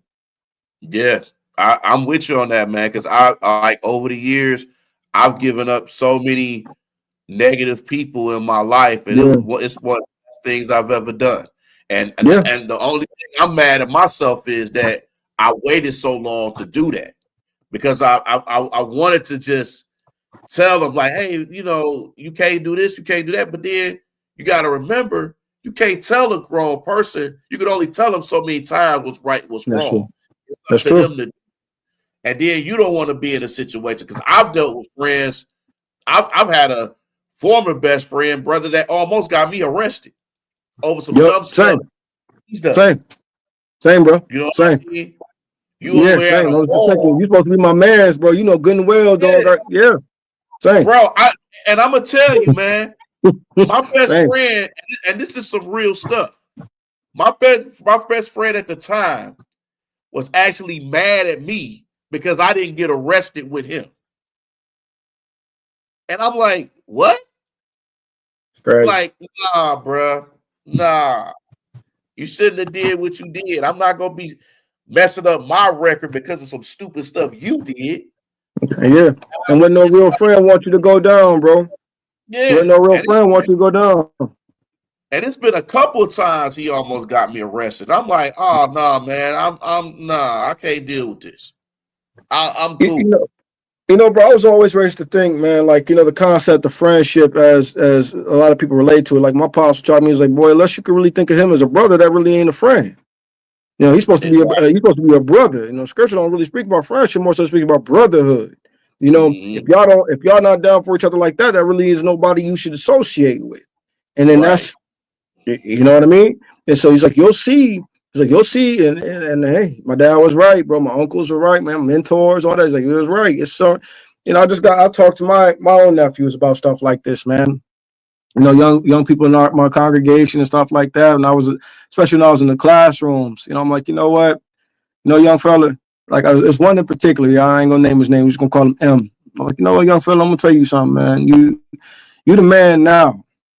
Yeah, for You the sure. man now. Mm-hmm. Give it a few more years, man. Yep. You're gonna see what's up. And I guarantee you, and just like the one I was telling you about earlier, man, I told her the same thing. I told him, I'm like, you're in high school now. And so what you're going to do is this is the stage of your life as a freshman, going to your sophomore year, you are going to be dumbfounded. I was like, keep this in mind. I told her flat out. Mark your calendar. Mm-hmm. A couple days we had this conversation. A few days ago we had this conversation. I'm sorry. Mark your calendar. You gonna remember that Pastor Ed told you, because I'm also her boxing coach. You know what I'm saying? You gonna remember that I told you that within this next year, you're gonna see a lot already. Mm-hmm. Already.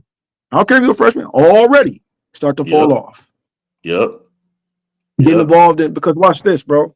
When you're in elementary school, your decisions aren't that impactful. You know what I'm saying? When you're in middle school, your decisions aren't that impactful. Because watch this, at the end of elementary school, what's gonna happen? You're still gonna be a child, right? Yep. At the end of middle school, what's gonna happen? You're still gonna be a child. But this time, in the high school, oh, you're gonna be grown. Yep. You grow up real fast. Real fast. Now there is no more school you have to attend if you don't want to. Now there is no more your mom and dad can ask for your transcripts at the end. Some of y'all be 18. You can say that your parents can't watch. You look at your transcripts. Yep. This is all gonna be on nobody but you. Mm-hmm. High school is not 4 years, it's 32 months. Yep. That's a Toyota payment. Right. Right.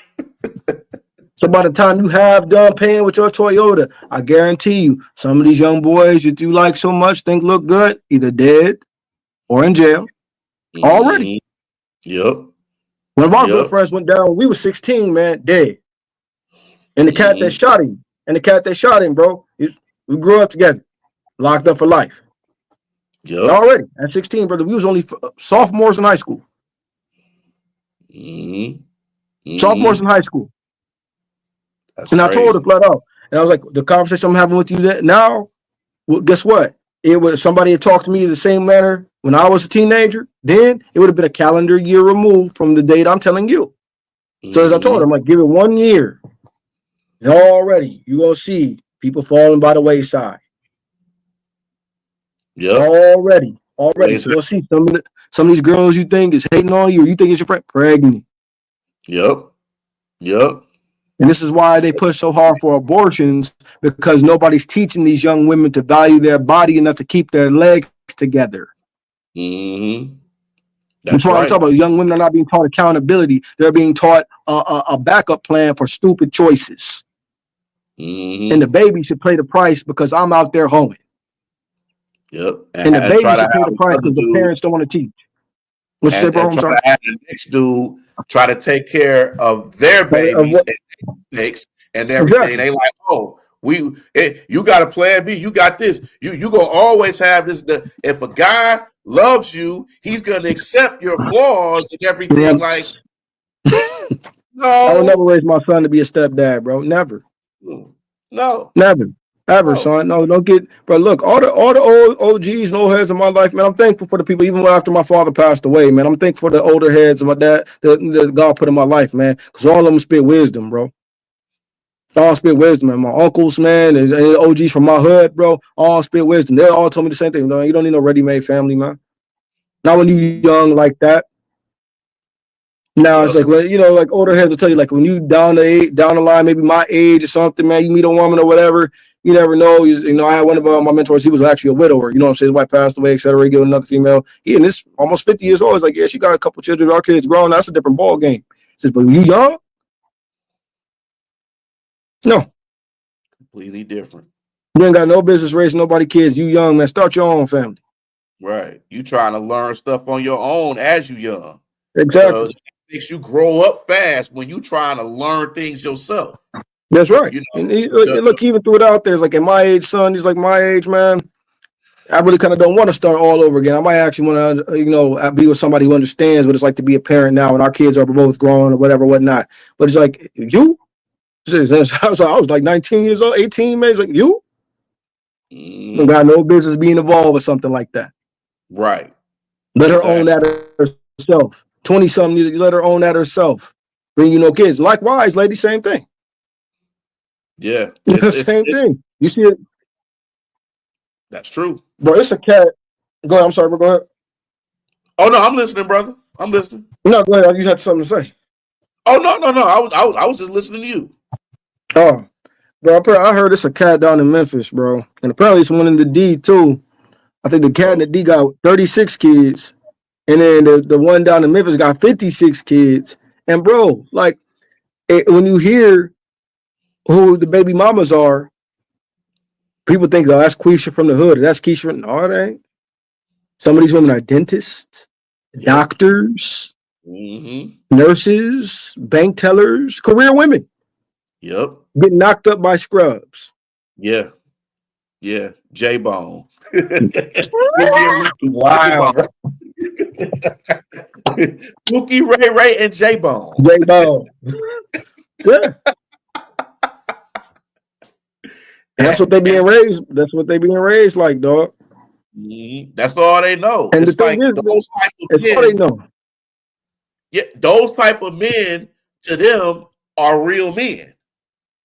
Those are the type of men that they know, that they've grown up with. That's their mentality of being of real men in the neighborhood. And you know the thing is, bro, this is where we need as a people need to do better. They're only real men if they're a black man. And the thing is, dog, brothers need to really wake up to the fact that it's more than just sisters look down on us like that. You're only a black man if you're a thug. This is why a lot of these other ones, man. Look, you'll see some of the other races of women say the same rhetoric because a lot of the sisters will. Yeah. Some of the ratchets. I'm not gonna put that on sisters, man. The ratchets and sisters are two different things. But at the same time, so some of these ratchets will. They'll say the same thing, but they don't want to get up with a black man unless they think they're dating a thug. They get with us for a thrill. It's about being exotic. They look at it for an edge, etc. Brother, you'll see them settle down with Kyle and Chad. He'll have a fancy business job or something, have him out there in a nice neighborhood, etc. If a black man offers the same thing, he's not really a black man. Not a black man. Nope. You're right. You absolutely He's right. only a black man if he comes with drama, baggage, thugging, beating, cheating. It's like a lot of these young women, unfortunately, want to be disrespected respectfully. I don't understand the mindset. A lot of these young women, it's bad, man. That's society. That's these rap lyrics. That's social media.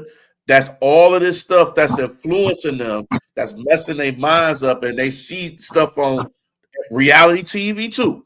They see stuff on reality TV. They like, oh man, if I do this, a guy's gonna like me. If a man can cheat on me, and he still loves me. I can have a poly relationship. I can have a threesome relationship. I can have all this stuff, and he's still gonna be there. No. Now it's normal. These type of things are normal nowadays. And it's like wickedness, people don't know how a relationship is supposed to work. It's like it's a one-on-one relationship. You can't just bring other people in a relationship. It's just gonna make it worse. It's like you don't have marriages like it was back in the day when grandparents was married 40, 50, 60 years. Yeah. Time's past. Bro, and piggybacking off of what you're saying, man, I remember my granny told me the same thing, man, before she passed away. My granny was married to my granddad for 4 decades or something like that, man. Cause like my parents were married almost 30 years before my dad passed away, man. Like it's one of those things to where they would tell us about, like, particularly with my grandma.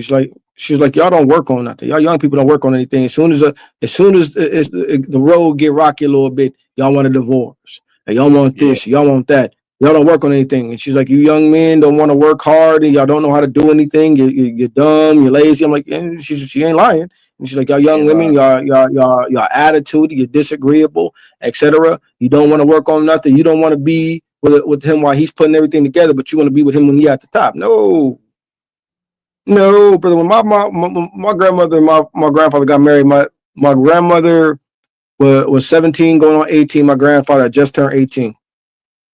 He took a mechanic's job, I think, at her dad's shop. And it was one of those things. I think she was pregnant, whatnot, and they're from a small city outside of Dallas, on my mom's side, if I'm not mistaken, from what I was told. Well, no, I know that's where they're from, but this is what my grandma's telling about. They know how they came up, and it was, well, you got my daughter pregnant, so okay, you married. Yep. And my great grandfather was a pastor. You know what I'm saying? Down there, it's like, all right, well, let's come on to the church house. Shotgun wedding, absolutely.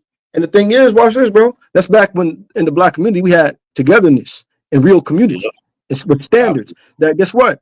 This not just my great grandfather, but her great grandfather. Both of them on both sides, man. Both of them. Oh no, because one is my son ain't gonna be going around getting broads pregnant and thinking he ain't gonna commit to one.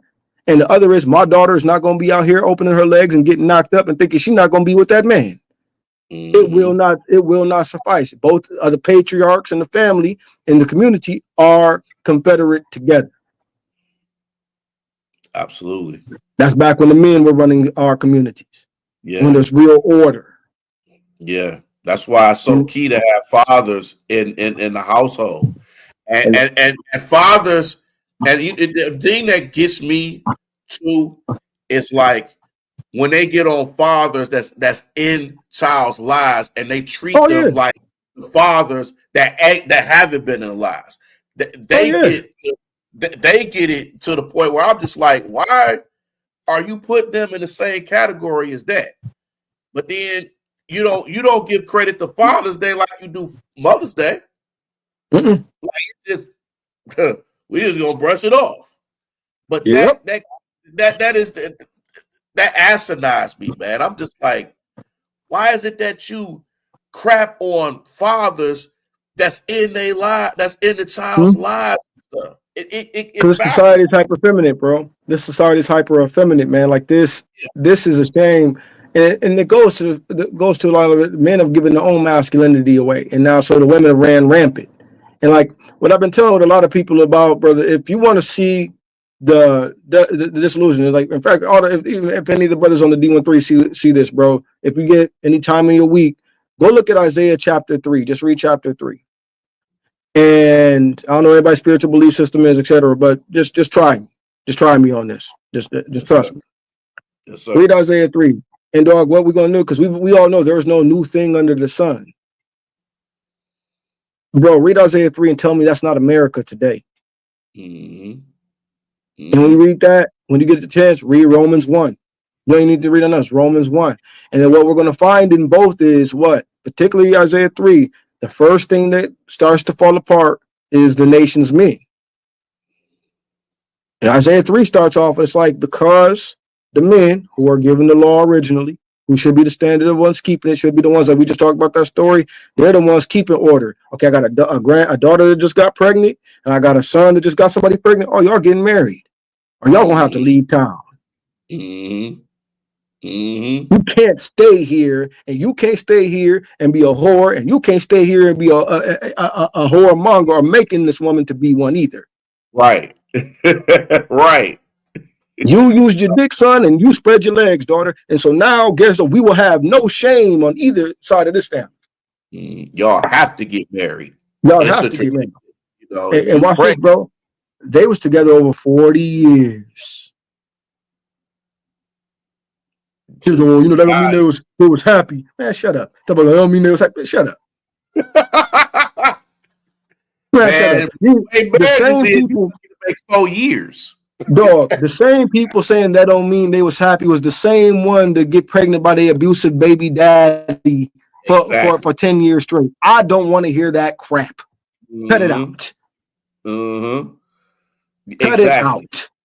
Exactly. The same ones that been up there got 4 or 5 baby daddies. It's the same ones that don't mean they was happy. Was you happy with any of your baby daddies? If you were, why you got multiple then? And clearly none of these men made you happy enough to only want to sleep with him.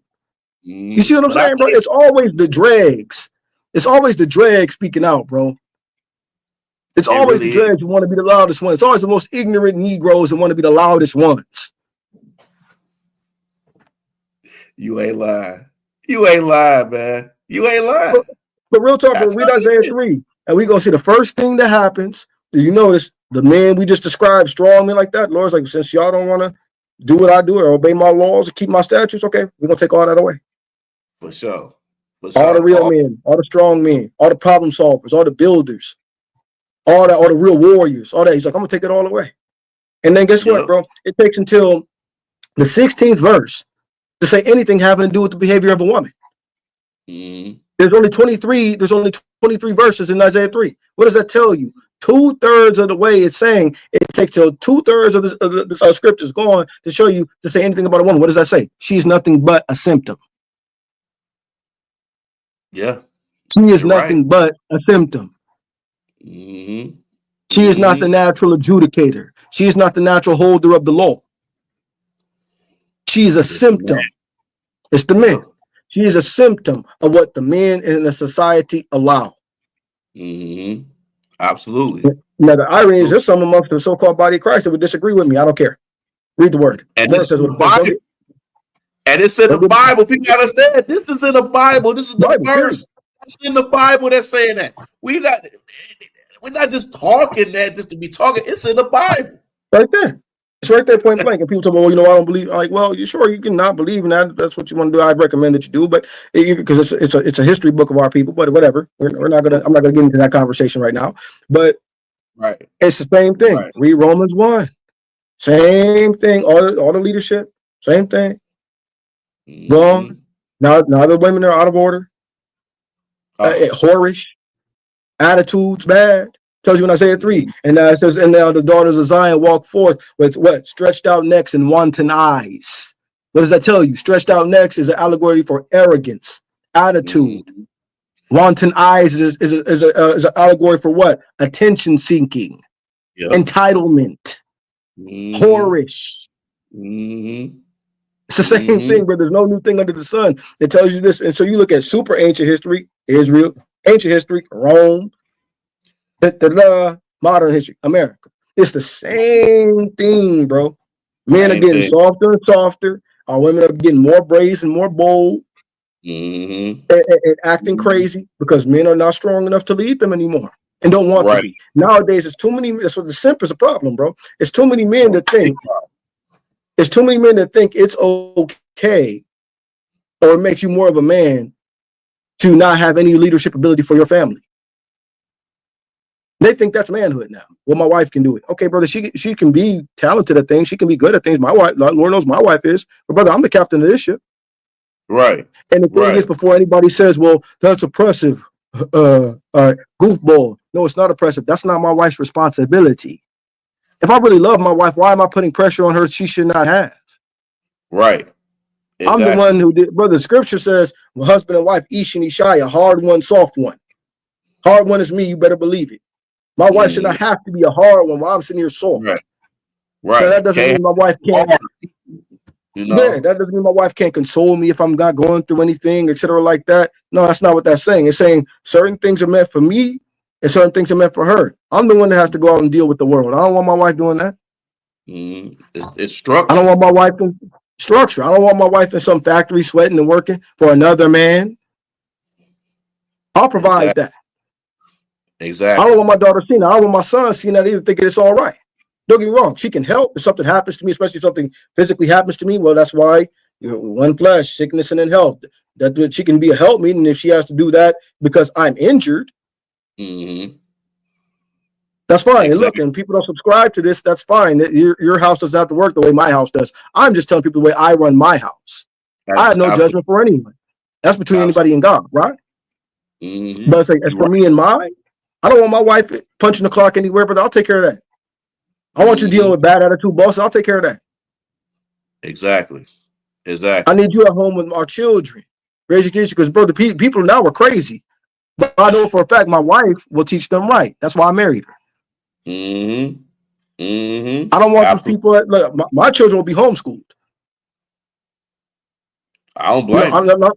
No, bro, these kids are crazy. These kids are, but in elementary school, bro, I say this is a retired teacher and administrator, brother. These kids, bro, these kids be in elementary school too grown. These kids be in fifth grade talking about, man, come on, dog. I seen one, man, bro. This child is in fifth grade talking about pornographic material that comes on cable. Oh wow! What kind of house does this child live in, bro? What's going on in that house? No parenting skills. Don't even care. They just let them watch whatever they doing. Let them do what they doing. And the thing is, watch this, bro. You might teach your kids right, Steve, and then your kids, you don't know your kids are at school with a kid talking like that. Yeah. Yeah. Man, you ain't even safe in these schools. You got people wanting to bomb schools. You got people that want to do all this stuff. You got these teachers that want to just kill these students. Schools are no longer safe. Churches are no longer. They're not. Look, bro, let me tell you something. I worked with some of these people, bro. You know how many of my colleagues, my age and older, got pink and purple hair? And you know what that means, man. It's always those guys, man. Always. It's always those guys, man. And they sit up there and look, actually, no, there's one I worked with that at one of my former jobs. She does that, but she's actually a pretty conservative woman. So actually she knows who she is. Shouts out to her. If she ever sees the podcast, just know I'll throw a hint. You have one son. You say you can't have any more. So a lot of respect to you. But anyways, but for the most part, man, brother, you know what they represent. That weird stuff, that debauchery, that demonic mess. That's what that hair is a statement. But me and my wife was in an Uber one time, and we have this Caucasian liberal woman talking to us about black issues, like we're not black. Right. Talking about she want to be an ally. And we don't believe in that. We straight. We don't need anybody. We don't need anybody's help like that. We good. Brother, this woman is like 50 years old. Pink and purple crap in it. Crazy. Plug, that is crazy. It's normal to them. That's the problem. It's normal. They all there look. Their hair look like a pack of Skittles or something like that. Bro, for real. And then look, bro, that's really getting marketed to our young sisters, man. You got all these ridiculous style rappers with these Kool-Aid lace fronts and all this garbage. Look, Sexy Red, terrible. God bless America. Glorilla. Bro, Glorilla look like a praying mantis, bro. And y'all sit there with and this is what they're marketing to our young women, man. And the thing is, I'm a huge, and I tell my wife this, man, because this is bad mouth. Weave. No weave. Yeah. I want to see my wife's natural beauty. We don't need weave. And the thing is, that is the problem. Women are not, they don't like themselves being natural. You have to be superficial, do all the, even with their bodies. You see all these BBLs and all of this stuff going on. Not happy with themselves, and it's just like, and it doesn't make any sense. I don't know. I don't know, but it doesn't make any sense. Well, I'm gonna tell you why, man. I'll go back, as I said, I'm gonna always use that word, but this is why Scripture tells you, be merry so you do not burn.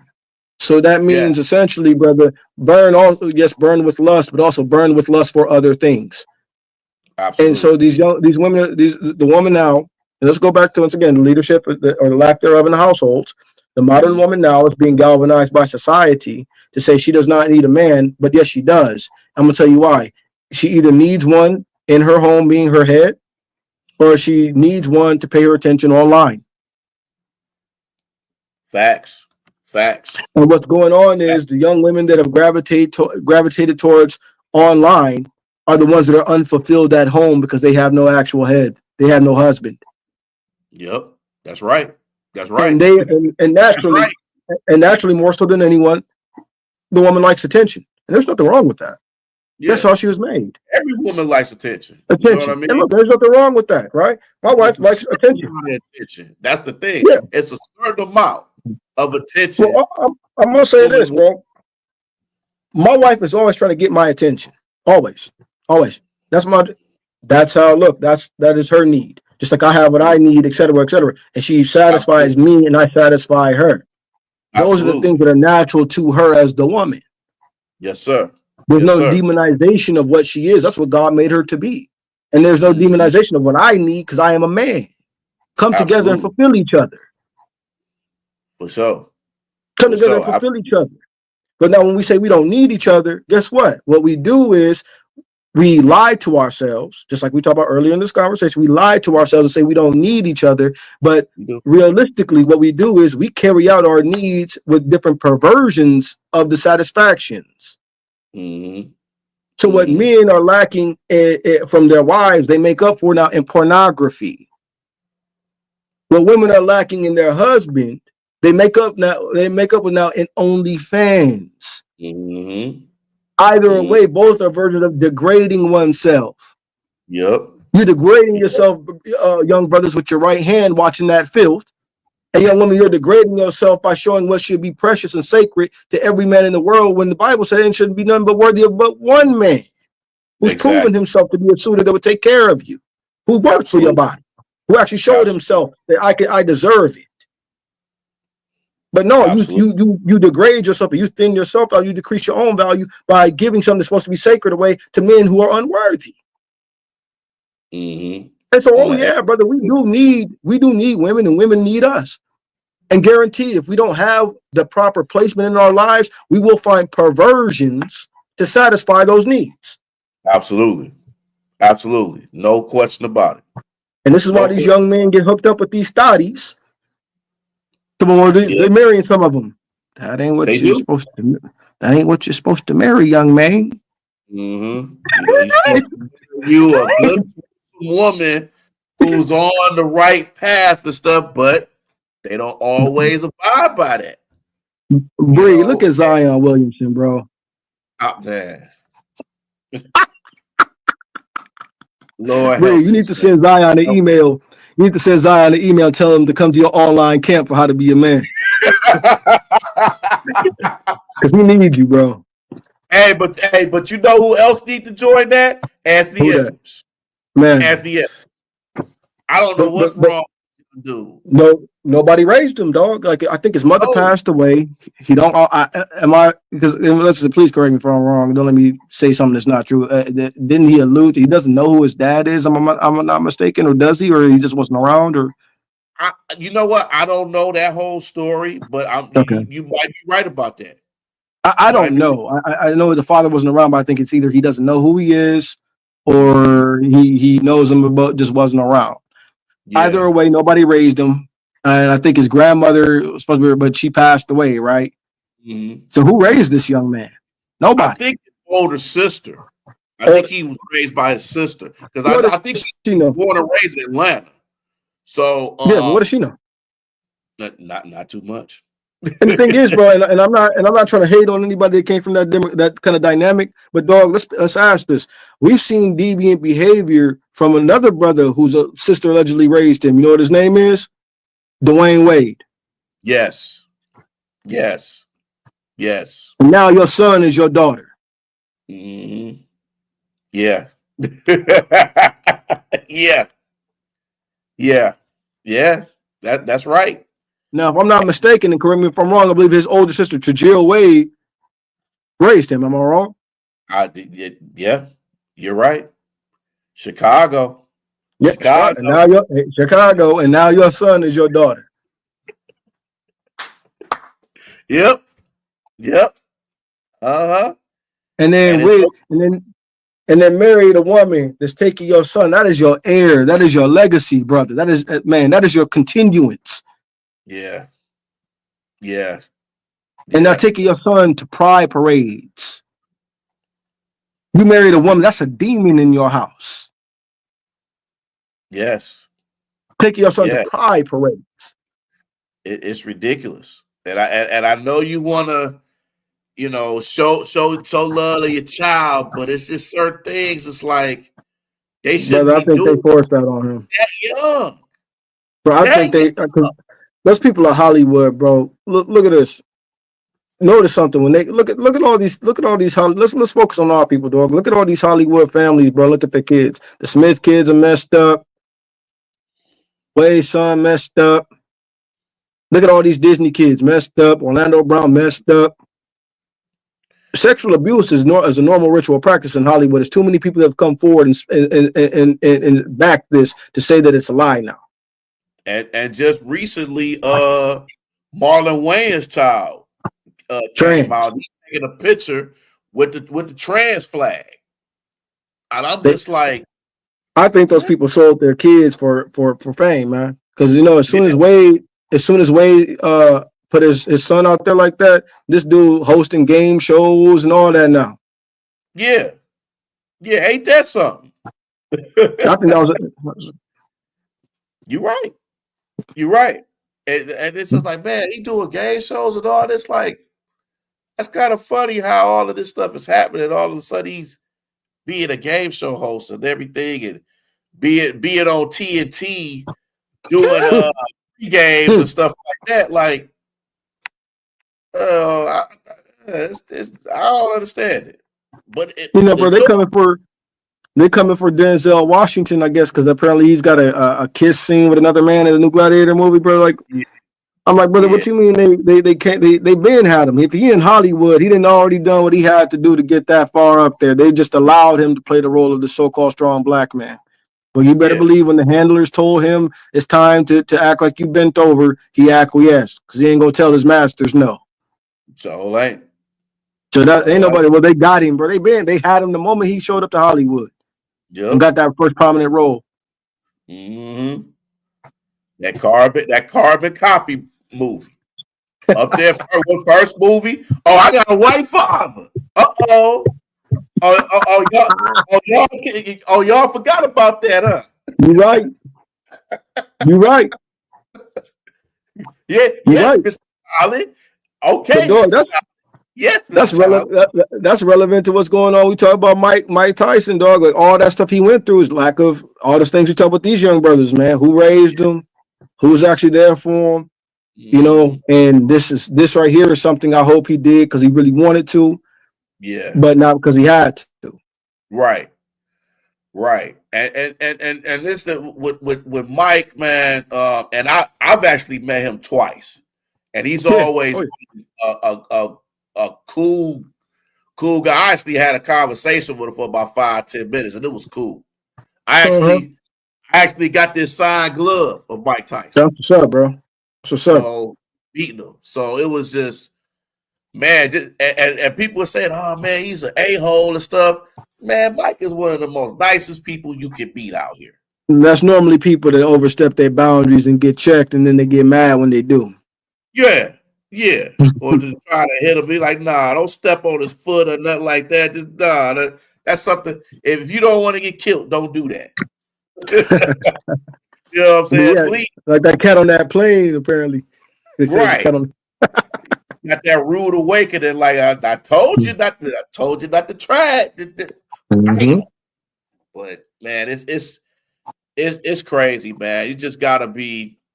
And even with Mike, man, he's been through a lot of stuff, man. But everybody deserves second chances, man. This guy's been growing up in a messed up situation, growing up bad, and then to be a fighter, to fight his way into fame, and have all these people that just take advantage of him as a fighter. When you in the, you don't know no better. When you a young kid and you get money. That's all you know about. You ain't worried about who's taking this, who's taking that. You just get money. You got the fame.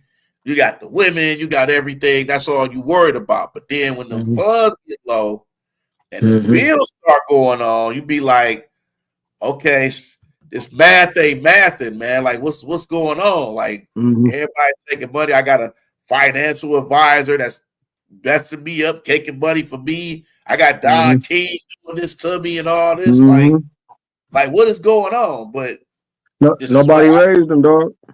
Nobody raised them. And then it goes show you like who is the potential man in his life that could have been around. Like that's the whole thing with what happened. I think when he fell off the first time is when Cuss died, because Cuss was the real actual first father figure for him. Then he actually respected like that. But that goes back to the early part of what you were saying about trashing fathers, man. Like we see it in sports right now, bro. Like some people don't like him, etc. But I love what LeVar Ball has done. I love what LeVar Ball has done. Now here's the thing, bro, and I guarantee if LeVar Ball name was LeVon Ball and he was a single mother, she would be hailed as a hero. Absolutely. You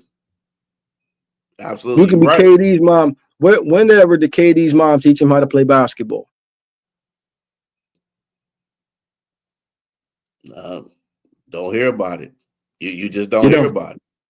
You don't. No. Look, bro, you saw what happened. I remember watching Zion Williams' documentary when they was hyping him up as the next LeBron when he was in high school, right? And his stepdad came in. Zion's mom was just another, another young woman just out here messing up before the stepdad stepped in and got that together. Right. You said she herself admitted her son was fat, athletic, but he was fat. You know what I'm saying? Stepdad comes in, gets him in shape, teaches him how to play ball, puts the skill in his hand that's made him a millionaire. And who did he walk across the stage with when he was drafted? His mama. Yep. But that goes back to, brother, look, as much respect as I got you, as I have for you for molding that young brother into something to make him to be successful, at least financially in this life. This is unfortunately the consequences of simping. Absolutely. It pays a price. And it goes to show you, man, what's in that woman's heart too. Because guess what? If she was really a virtuous woman, she would say, walk with your father. Mm-hmm. He got you here. That's who put the ball in your hand. That's who taught you. Not only put the ball in your hand, took you out clearly, because I watched the documentary. He was just lazy kid, wasn't doing nothing for real. He'd really the one who put you on that right path. And clearly knows she couldn't do it, because if she could, he would have been there already prior to his stepdad getting there. Absolutely. So really, this moment, your father got you this. Your stepfather got you this. Absolutely. Walk across with his mama, brother. You see John Morant get up there, get into trouble. His mom popping off, talking stupid at a mall. She called her son and not her husband. That says a lot. It do. Says a lot, bro. And a lot of people got on his dad for showing up, showing support and everything. Like, oh, he showing so much too much support. He's like, he's a father. He's supposed to be there. Yeah. You don't want him to be a father. Son. Black men need to realize in this society, brother, the brothers need to realize that they are only valuable if they can use themselves to get trashed. That's it. When they're involved or anything like that, then it's a problem, brother. When you see a man behind his son, it's a problem. It is. And they're going to show you this is what the demonic doctrine known as feminism has done. Because it's begun to pervert all things. And if you look at it, look at LeBron and Bronny. Yep. You know what I mean? The way that he got to the league is questionable. It can be questionable, but he's there. I'm not a fan of it, bro. I'm not gonna even lie to you. I'm not, because I'm gonna tell you one reason why. I'm gonna tell you one reason why I disagree. Okay. This was not for Bronny. This was for LeBron's legacy. And I look at this.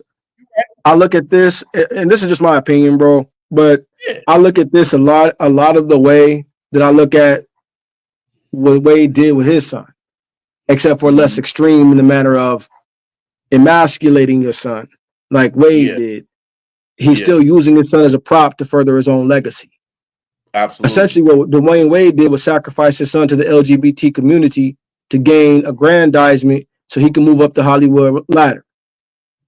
LeBron is doing this to officially, he's basically sacrificing his son to immortalize him into this history-breaking figure, etc. And what you've done is you've ruined your son's chance to get individual success, because he's not fit for the NBA. He's not NBA caliber. He's not NBA ready. He didn't have a chance to develop at his own pace to where he'd actually be able to earn a spot and be able to stand on his own too once his father retires. This is something LeBron did to further cement his legacy and his image. Absolutely. He does not seem to care about the end goal or consequences for his son. So, well, he got his son a 4-year guaranteed deal. And what happens at the end of that? At the end of his guaranteed deal, his son will be 23 years old. That's true. And are you going to play all 4 of those years? You're going to play until you're 44, Bron? I doubt it. And so now when you retire, there's no clause that guaranteeing that contract that says that kid can't be cut or waived. Or and Winning no then on round. top, Go and ahead. then on top, he gonna wait for his other son to get drafted too. So he wants to play with both his sons. Now, I don't see the Lakers drafting his other son because Bryce is if that, probably more talented than Bronny is, bro. That's the oh whole thing. yeah, Bryce is probably more talented than Bronny is, and Bryce is not an NBA caliber player. no, not at all, And the not at thing, but all. I'm gonna say this, bro. Go look at the stats. Go look at the stats of Michael Jordan's sons and Bronny in college and tell me Michael Jordan's sons were not better basketball players. Mm-hmm. But they were definitely better basketball players than Bronny was. And Michael didn't force his sons into the league. And guess what? Nope. His sons are living happy lives, doing other Mm-hmm. things, man. And the thing is, I Yep. have to people tell me, well, who you think was a better father to your son? Mike. Why? Yeah. Because my son doesn't have to follow in my footsteps to be a successful person. My Mm-hmm. son can walk his own path. I just want him to be able to walk circumspectly. And my house, keep the most high first, son, in anything that you do. But do what you're good at in this life. If the Lord blesses you with the talent to be able to follow my footsteps and maybe even surpass me, then that's cool. But if not, Absolutely. son, do what the Lord put in your hands. Mm-hmm. And you don't have to follow me for my image, son. But guess what, though? If you want to follow my footsteps, son, you're going to have to work for it. Absolutely. Because I Absolutely. want my son to be able to stand. Brother, look, I might train my son up. Look, so I myself am a fighter. Now, here's the thing. Just like I was coming up, learning how to defend yourself is not going to be an option in my house. Mm-hmm. But, son, if you want to make a career out of it or do it like I've done it, sure. I want you to be better than I was. But, son, Mm-hmm. you're going to have to work. I'm not No going to put question. you in a position to where you're just going to automatically get something or you're going to automatically get looked. If I connect you with trainers or different people that are renowned, etc., you have to do it. If I send you or be able to connect you with places, you be able to train, son, you're going to have to do it like I did and go there and actually train hard in that gym and listen to that coach or that master. Absolutely. You're going to have to work to Absolutely. their standards just like I had to do it. Mm-hmm. Got to be your own man. You got to You got to be do your your own man. I Because I can't want my teach that. son to be able to stand. Look, brother, I'm like this, son. One day you'll bury me. Hopefully. Mm-hmm. One day you'll lead the clan. Yeah. Yeah. No doubt. So how No can you doubt. be that if I haven't raised you to be strong? Mm-hmm. You And have to be able to think. How can that's the key. my son surpass me if he doesn't have his own mind? If he has my mind, that means he could if my son has my mind, that means his peak is me. Absolutely. You get what I'm Absolutely. saying? And that's a problem because how can the next generation do better if I'm the peak? No, son, you have to take it a step further. No doubt. No doubt. And so this is what I look. I feel where you're coming from with the LeBron situation. And I think there are some people. There's definitely a contingent of people hating because they didn't have that kind of relationship with their dad, or it's a jealousy thing. You know what I'm saying? And they're hating just because the same people. There is a contingent. I'm not saying this by and large, but there is a contingent. The same people that hate LeBron for really just being around are the same people that hate LeVar Ball for just being around. Mm-hmm. But I also do agree that, bro, this is not a good thing for Bronny, and this was not something done because LeBron's a great dad. This was something LeBron did out of a selfish motive. And if people disagree, that's fine. But until I see otherwise, I'll go to my grave saying that. Yeah. Yeah, he shouldn't have put him in that position like that, and knowing that he's not ready. And then the kid who didn't even start in college, you got him in the bench, and then you putting all this pressure. He's making more. They sent them to the G League, and he's making more than anybody in the G League. So you know they're gonna come out. He's not even getting clocked in the G League, bro. Yeah. He's not even getting clocked in the G League, bro. Quincy Olivari is down there tearing it up in the G League, man. Tearing it up. I know, what's good? Russell was like, I'm not gonna even lie. I went to because apparently I guess that's a thing that all the Lakers players have to do. They got to go see Bronny play, and that only ruins the culture of the team. But that's LeBron being LeBron. Yeah. D'Angelo Russell was like, I ain't gonna lie. It looked like LeVar is just too good to be out there with those guys. And if we saw him in the preseason, bro, he was tearing it up. He should at least be the first guard off the bench, or second guard behind him and Dalton connection. Be coming off the bench behind Reeves and D'Angelo. But Bronny got more minutes than Olivari did in the regular season. Yeah. and didn't earn it. If you talk about, nepotism exists well, it's a difference between a private business and an NBA roster spot. Exactly. Let's cut that out. Exactly. Nepotism, go on, man. And then even that, bro, if we look at some of the owners in the NBA, right, a lot of them son have to work for. I know it says Mickey Harrison, his son is the president CEO of the team now. Mickey Harrison made his son start selling concessions. And told every manager, watch this, bro. He's told every manager, apparently had a little deal they signed that no fear of termination if they write his son up, if they say he wasn't doing the work or he shouldn't show up on time, and fired him. Yeah. He made his son have to interview. And if they didn't like him, they didn't have to hire him. Right. True. That's true. And they made and apparently from what I hear out of just their little testimonies, I remember hearing about this way back when I was watching the Miami Heat win their first chip. Once again, made them sign a little document. You don't have to fear about getting fired or me sending you a little sneaky email or nothing like that. If you feel, if you let him go as an employee, the incident report be no different than any other incident report you get for a fired employee. He didn't do his job, or he wanted to mouth off and say what he wasn't going to do. Let him go. Exactly. So his son had to work his way up, finish college, had to earn his way into school. Mm-hmm. That's how it always. His dad told him, unless you do this, and this, you won't inherit my fortune. Mm-hmm. So there wasn't nothing nepotism about that. He had to actually work for it. Yeah, which is supposed to happen. They ain't supposed to have it easy. You got to work for it. Whatever you do. Yeah. No matter whose son you are or whatever, you got to work for it. But if they feel like you ain't working for it, you're gonna have people come at you. They gonna tell you about this. Sure. They gonna this is the privileged kid. This the kid with the silver spoon on them. Oh, we gonna teach them a lesson. You know what I mean? Which they should. No respect for him. Yeah. I mean, go at him. If you feel like he not ready yet or something like that, let him know. But the kids know exactly what they get into. They have to. It's true. It's not true. People gonna go right at you. They're gonna make you work. You gonna be sweating. You gonna do whatever you gonna do. You gonna earn that money. You gonna make sure you earn that money. Hey, you know what, dog? It's a shame, but because I'm seeing with Bronny, man. Apparently, this young man is very talented streamer. He's a very talented gamer. He's got quite the following on Twitch. I believe he's got I think he's got 10,000 Twitch subscribers, brother. And if he's got that many, that kid is rich just by himself.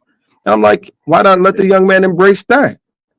That's the wave now, man. That's big money, bro. Big money right there. In fact, man, he'll make more money than some of these named dudes in the NBA on Twitch. And then on top of that, his NIL deal too. You know what I mean? I'm like, let that kid be that. Let him do that. That's his thing, man. My son doesn't have to be the next this, or he doesn't have to get into the league with me. My son got something he good at right there. Right. My son got it. He locking down with the gaming thing. Yeah, I love it.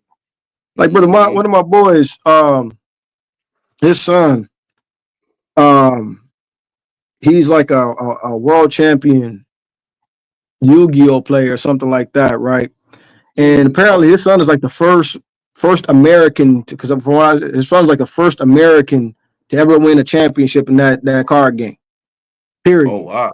Bro, and that's cold that the first person to ever do that is a young black man. Yeah. That's dope. That's cold, bro. That's dope. The first person to ever do that is a young black man, bro. And the funny thing is, man, I see like a lot like this gaming thing and whatnot, bro. I see a lot of these young people, bro, taking advantage of it and monetizing it. But I see the Hispanics do a good job of it, especially with the first person shooter games, etc. And the Caucasians, of course, the Asians, of course, and all this other stuff, bro. We're the only ones, our kids by and large, missing out. Yeah. Because look at once again, we talk about how we treat our best and brightest, bro. We'll talk to this young brother, he's lame, he weird, etc. Meanwhile, these other kids, they flying around getting all expense paid 5-star hotels and eating filet mignon and going to Japan and getting money and crazy. They in video game tournaments. They in NBA 2K tournaments, making All money, that, making like bread. In fact, man, like they making more bread than they would for anything they would have gone to school for. They could, man, come on. These kids making retirement money at 17 years old. Yep, making all this money playing video games. Yeah, all that. Crazy, bro. And then our kids, you know, they don't do it, you know, because once again, we're telling them that it's lame. You're not telling a young white kid that he's lame. You ain't gonna never achieve that playing the video games all day. You gonna sit up in here doing all that. Hey, next thing you know, you a billionaire playing video games. Be like, oh, I thought I'd never be nothing.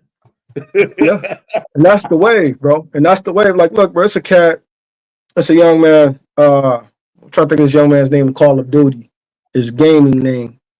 Remember seeing him. Illy. I think he's run into some few problems now, but I remember he was doing a little docu series, and I believe he's Indian, right? And then he's talking about his parents are very, you know, get your education, no nonsense, no bull crap. But once his dad saw how good he was, like his dad was like, okay, I'm gonna let you play. And now his son he's got a world championship and he's rich playing this. They supported his son. And then, you know, that says a lot because he says, you know, I come from a culture to where this would be looked at as a waste of time. But my dad saw how good it was, and there was no way, you know what I'm saying? He really thinks I should invest in this. And, you know, things like school, that will always be there because he saw the money can make right off of that. Brother, I'm like, all right, this is another, you know, young person of color, etc. Where's the support like this from our young brothers? Where's support like that from our young brothers? Right. You can't tell me there's not a young man in the hood in Grand Rapids or Detroit that could be there if somebody would mentor him or actually support him. And all these other kids, I see the Hispanic kids getting the money. I see the white kids getting money. You got the Southeast Asians getting money. The Asians getting money. We're the only ones that don't have any representation there. Representation, I'm sorry. The only ones and all that. Like I said, my son, this young fellow, he the first world champion this ever. And this kid is apparently, I think he's a captain of a team now. And he's sponsored and all this other stuff. Young fella, do your thing. Yeah. And then you got somebody like Kai Kanat, who's like the most popular guy on YouTube playing video games. He's making the most money, I think, on YouTube. He's the most popular person on YouTube. Yeah. For playing video games. You know what's funny, man? I heard him. Apparently, they said people said the same thing about him. That family, you know what I'm saying, talking down on him, wasting his time, etc. Did PewDiePie's family say that? You know what I'm saying? Yep. Any of these other races of people's families tell them that when they start touching the bag? Nope. And like just like what we was talking about earlier, guys like, you know, Jake Paul, Logan Paul, doing all the YouTube stuff, talking about people.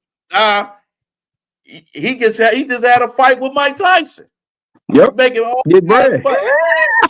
Get money. Bro, you see some of the Facebook posts about this stuff right now, man. People are legitimately upset about the fight. Like, what did they expect? They had to expect this. Mike Tyson is 58 years old. What else do you expect from him? Like, no. Like, you face the guy that's half your age. Of course he's going. Dog, like I said, I'm not mad at Jake Paul, man. People sitting up there, like, think about this, bro.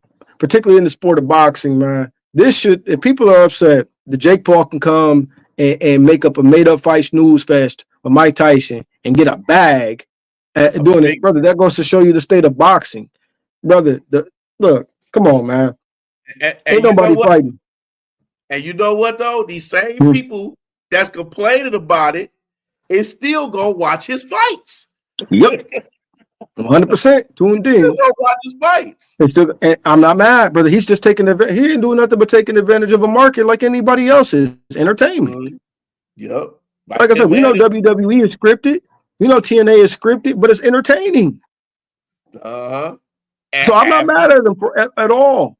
But the fact that he can come in a real sport like boxing and then become the face of it, man, goes to show you the poor condition boxing is in. That's not Jake Paul's fault. I ain't mad at him. Tell some of these guys to actually fight instead of rucking and ducking. Exactly. You got some good fighters out here. Dudes like Tank, bro. Look, I like Tank, but who is Tank for?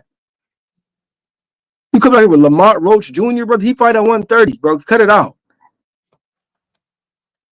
And then lost to Jamel Herring at 130. Like, come on, man. That's not a fight. Yeah. And then you got Turkey Al Sheik coming in here, right? He's making these fights. So you got people mad at Turkey Al Sheik for making fights. Okay, to tell some of these other cats to get some of these other tier 1 names and make them fight. Yep. Let's get these. Do what needs to be done to make. Exactly. You got all this want to protect your O, and then people want to blame Floyd for this. But the issue with that is Floyd fought 22 world champions. Mm-hmm. And made them look bad. Real talk.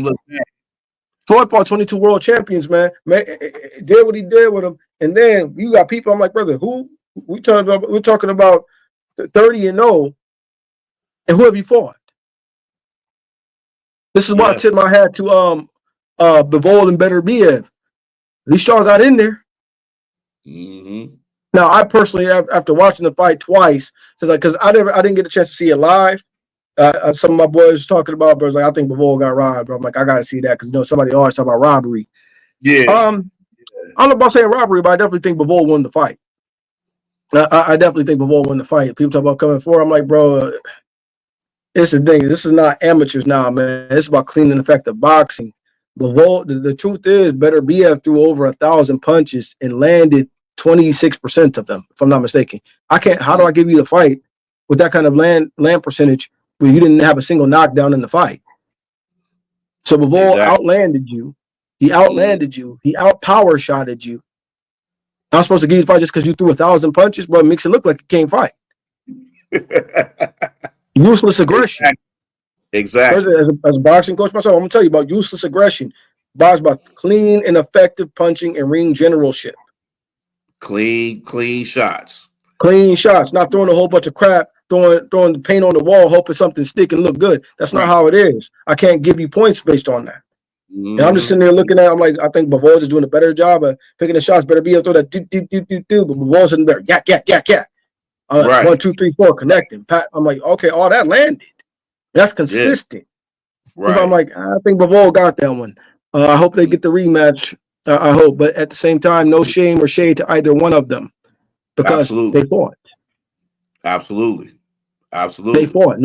Somebody had to go. Neither one of them was scared. Made excuses about why they shouldn't fight. They fought. Mm-hmm. Now all these young dudes, man, don't want to fight. All these guys boxing don't want to fight.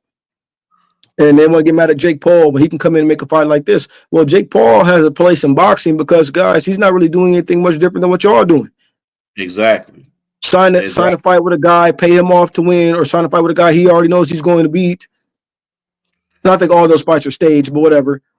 Let's just humor the crowd. It's no different. The only difference is between Jake Paul's just an entertainer. Y'all are actually professional boxers. And y'all pulling this crap. Don't want to fight and coming with bum of the week fighters.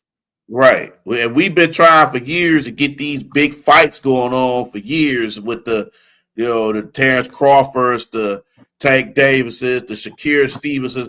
We've been trying years to get an Anthony Joshua, Deontay Wilder fight, and it never happened. That ain't about to happen. It ain't gonna happen. Wilder too shot now. You know what I'm saying? Like we've been trying so long to get that.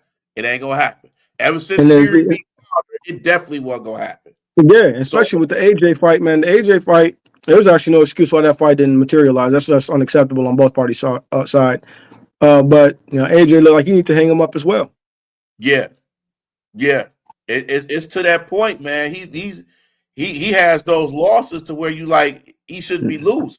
But knocked out, butt up in the air by Dubois. Right. Knocked out bad. A guy who he was talking trash to and making fun of, and then made you look like a fool. Terrible. A literal fool.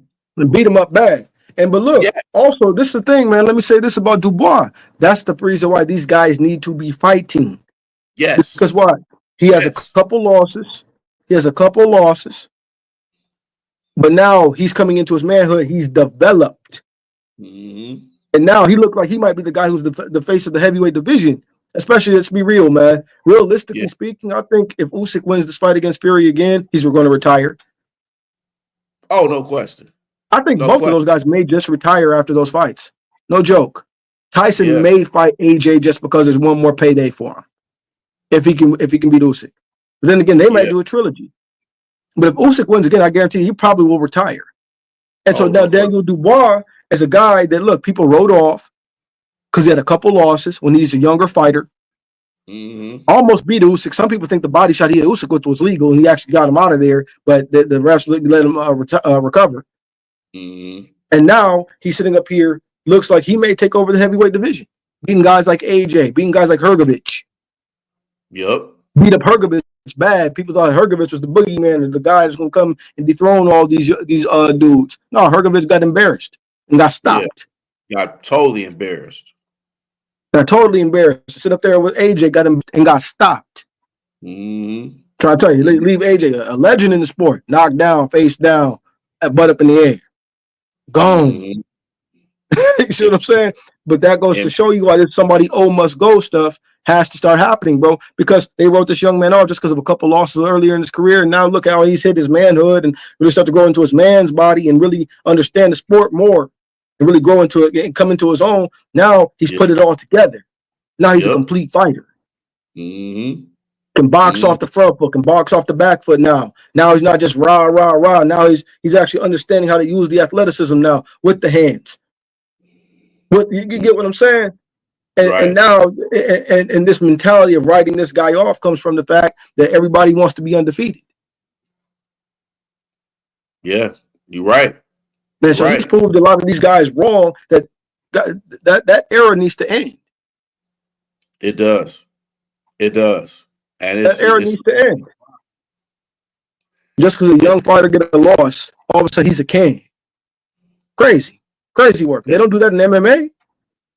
Yeah, it's like when a person gets one loss, they like, oh, well, he should just retire. No. Exactly. Man, you get one loss, don't mean it's gonna be the end of the world. You just got to pick yourself up and go at it again. Especially when you're a young fighter. Man. Like you challenge yourself against the best, etc. And there's things that people try to use Floyd for example. Floyd was pushing us. Some people think Jose Luis Castillo won the fight. Yeah. That first fight was Castillo. Some people think, it's been a couple fights that he saw. Some people think Maidana beat him. But here's the issue. This is what I will always give him, and I have to respect him for, whether I like him or not, etc. is not irrelevant. I have to give him credit based on what he's done. Anything controversial has always been a rematch. Yep. Just so I'm like, better Biev and Bivol need to fight. Because I'm like, brother, if it's about legacy at this point, bro, I can't. If I'm better Biev, I can't ride off into the sunset with a victory where you got at least 50% of the boxing public saying I think I lost, or they think I lost. Mm-hmm. Seems cheap to me. And I'm just speaking for myself personally. If I was him, what I would do. Nah, I gotta have this one back. I have to know. I have to be undisputed. I have to, no question, I beat him. Yep. That's just how I work. So if I'm better Biev, he's got to do it. It's got to be done. Got to be done, bro. Has to be. It has to be done. It's no other ifs, ands, or buts about it. It has to be done. There's no other fight. They said Canelo's trying to sneak in and get the fight. It could happen. It could happen. But I think that's another example of that crap right there. Canelo doesn't want to fight David Benavidez. Canelo, come on, man. You talk about who is he? He's nothing, brother. He was literally your mandatory for 3 years. And you talk about he doesn't deserve to fight, but guys like Edgar Berlanga do. Jaime Bumgia. Just throwing people in there like, hey, I'm just gonna get a fight because I'm gonna just pick this guy. Bro, John Ryder. Bro, like, John Ryder, bro. Exactly. Who was that? That sound like the general manager at Target. Right. John Ryder. You ain't lying. You be like, what is this? He's the district manager at Wendy's. He's the district manager at Wendy's, bro. Like, look, if you go, you get you some Wendy's, bro. You get bad service at the window. Look on the back of the receipt. You're going to have the district manager's number. You know what I'm talking about? Right. See what I'm saying? That's all like just called John Ryder. He's called And John when Ryder. yeah, like it's crazy, man. Those are the guys that he's fighting. And we talk about, well, he's trying to get a fight with better BF. So that means no, dude. What it is Canelo. And look, I talked to my boy Sal about this, man. My boy Sal, a whole Hispanic. He's like, bro. He's like, I think Canelo doesn't want to lose to another Mexican fighter because he wants to. He has this king of the Mexicans mentality, you know. And I was like, I agree with where my boy's coming from. He doesn't. If he loses, he wants to have that asterisk. It was always somebody else. He, however, was the greatest Mexican fighter of all time. He doesn't want to risk losing to another Mexican that can beat him. And that's why he won't fight David Benavidez. Because if he goes up to better BF, okay, well, he only lost to better BF, etc. You know, he's a light heavyweight king, etc. So there's always a built-in excuse. But he's not going to fight on a level playing field. In terms of, okay, well, if you go up, if you move up, you fight Bivol, you lost. Oh, you moved up to light heavy, you fought Bivol, so you dare to be great, right? Absolutely. People still give him praise for a loss, right? Well, if I move up, I fight better BF for undisputed, right? Well, I dare to be great again, right? Well, here's the thing: if I fight my mandatory being David Benavidez at 68, I don't get praise for the loss. I just have to take it. Exactly. You got to be a man and take it. Right. He doesn't want that to happen, bro. He wants that to be a win-win situation, to whether he gets praised for winning a fight or he gets praised for taking the L. He knows good and well a lot of these people who have been clamoring for this fight for a while are going to be on the "I told you so" train, because I'm firmly, I'm not a huge Paulie Malignaggi fan, because Paulie will make any guy who's getting beat up sound like he's in the fight. My side piece. Bro.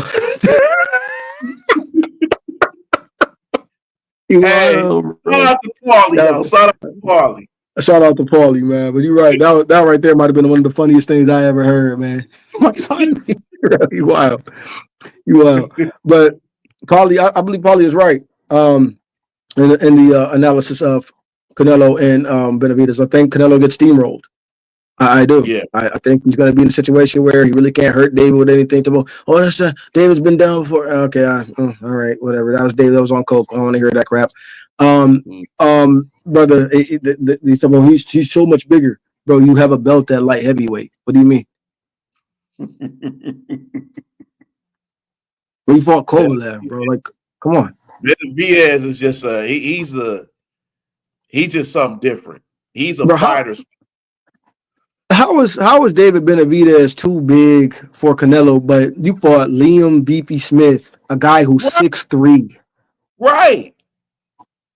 Like, what are we talking about? Exactly, bro. Who's a massive Liam Beefy Smith is a massive puncher, bro. And if you're this great fighter, and this is what's hurting boxing. All these fights that people just don't want to have. Or like, I don't want to fight this guy. I don't want to fight this guy. I don't want to.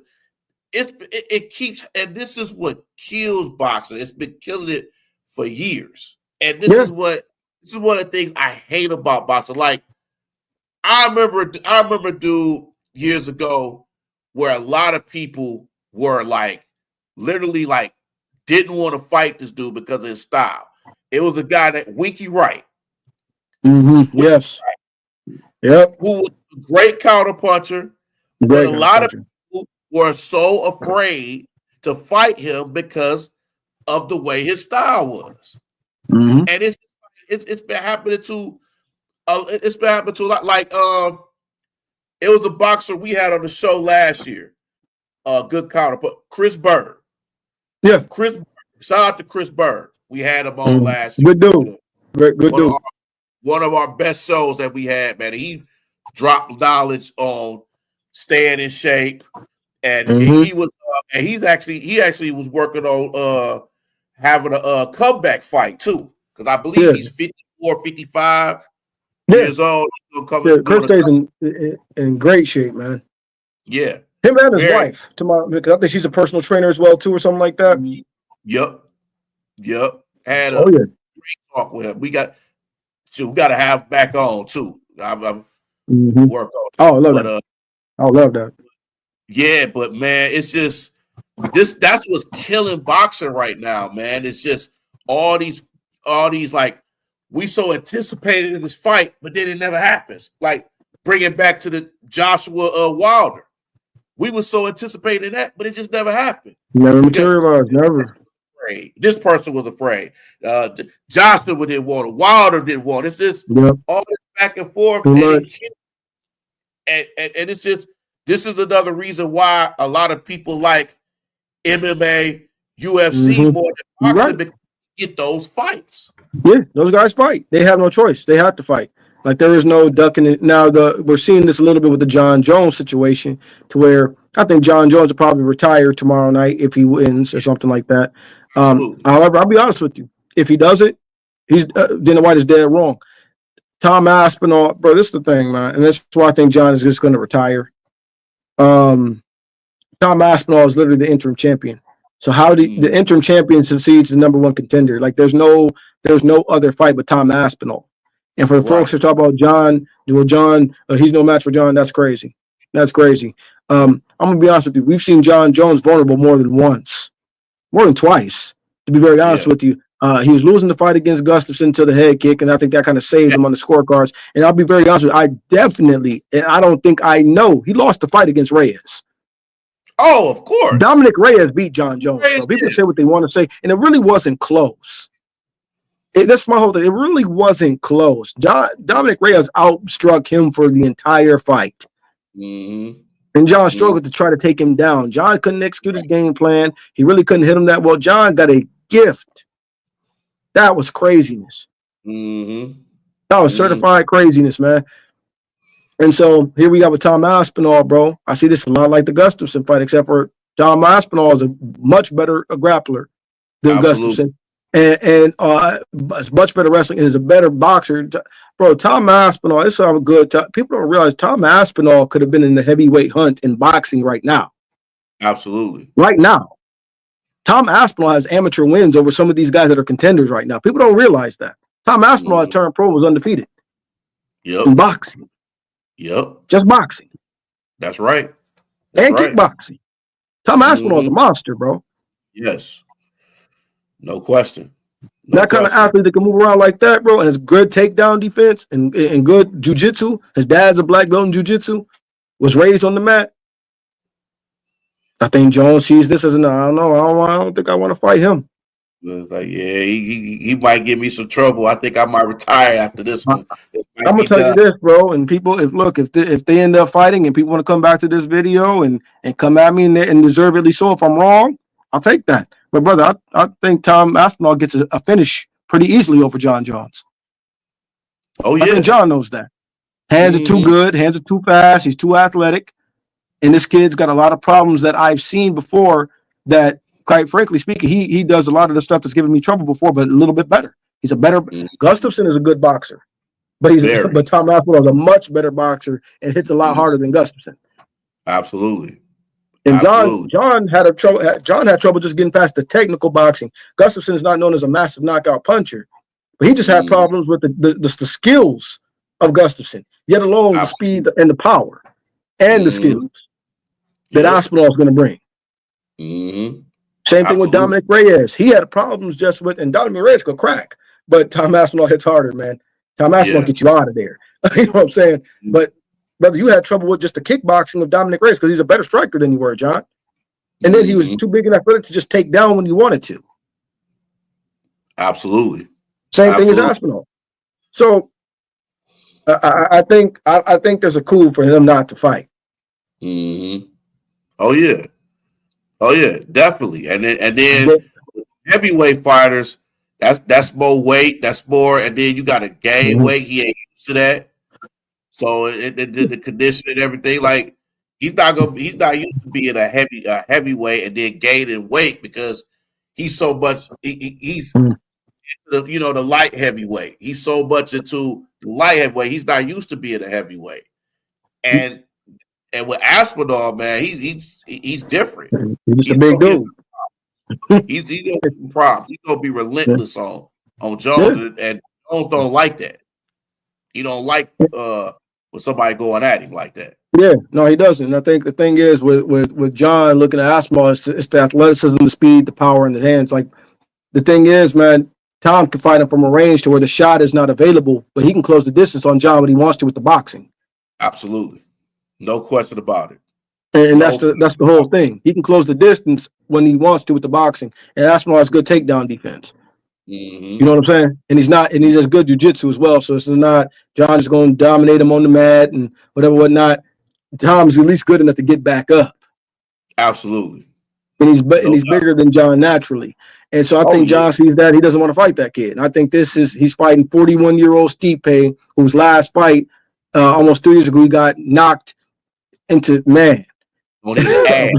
Bro, like he looked like he got knocked up, bro. It looked like he looked like one of the mannequins in a going out of business sale. You break it down. I'm like, bro, that's crazy. He's like a transformer, dog. You can just hear the. I'm like, man.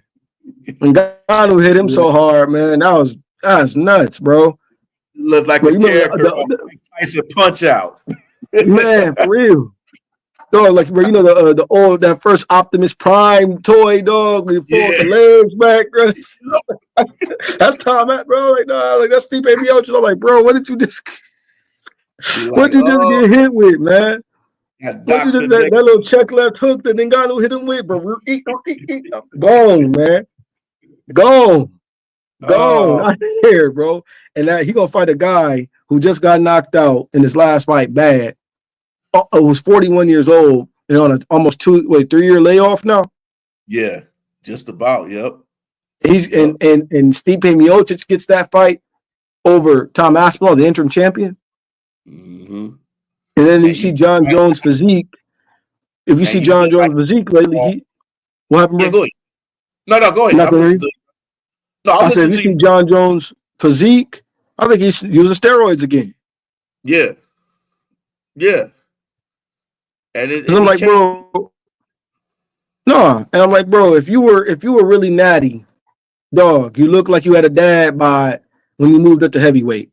Now all of a sudden you got a chiseled dad bod, bro. You would have been able to put on good weight properly, bro. Remember, John Jones ducked Ngannou. Talk about he was trying to move up to heavyweight properly, dog. You put on weight for 3 years. You were lifting weights, and you came out with a dad bod. Now all of a sudden, to fight a 41-year-old man, you got the body of some type of African, like Ogun or something. Right.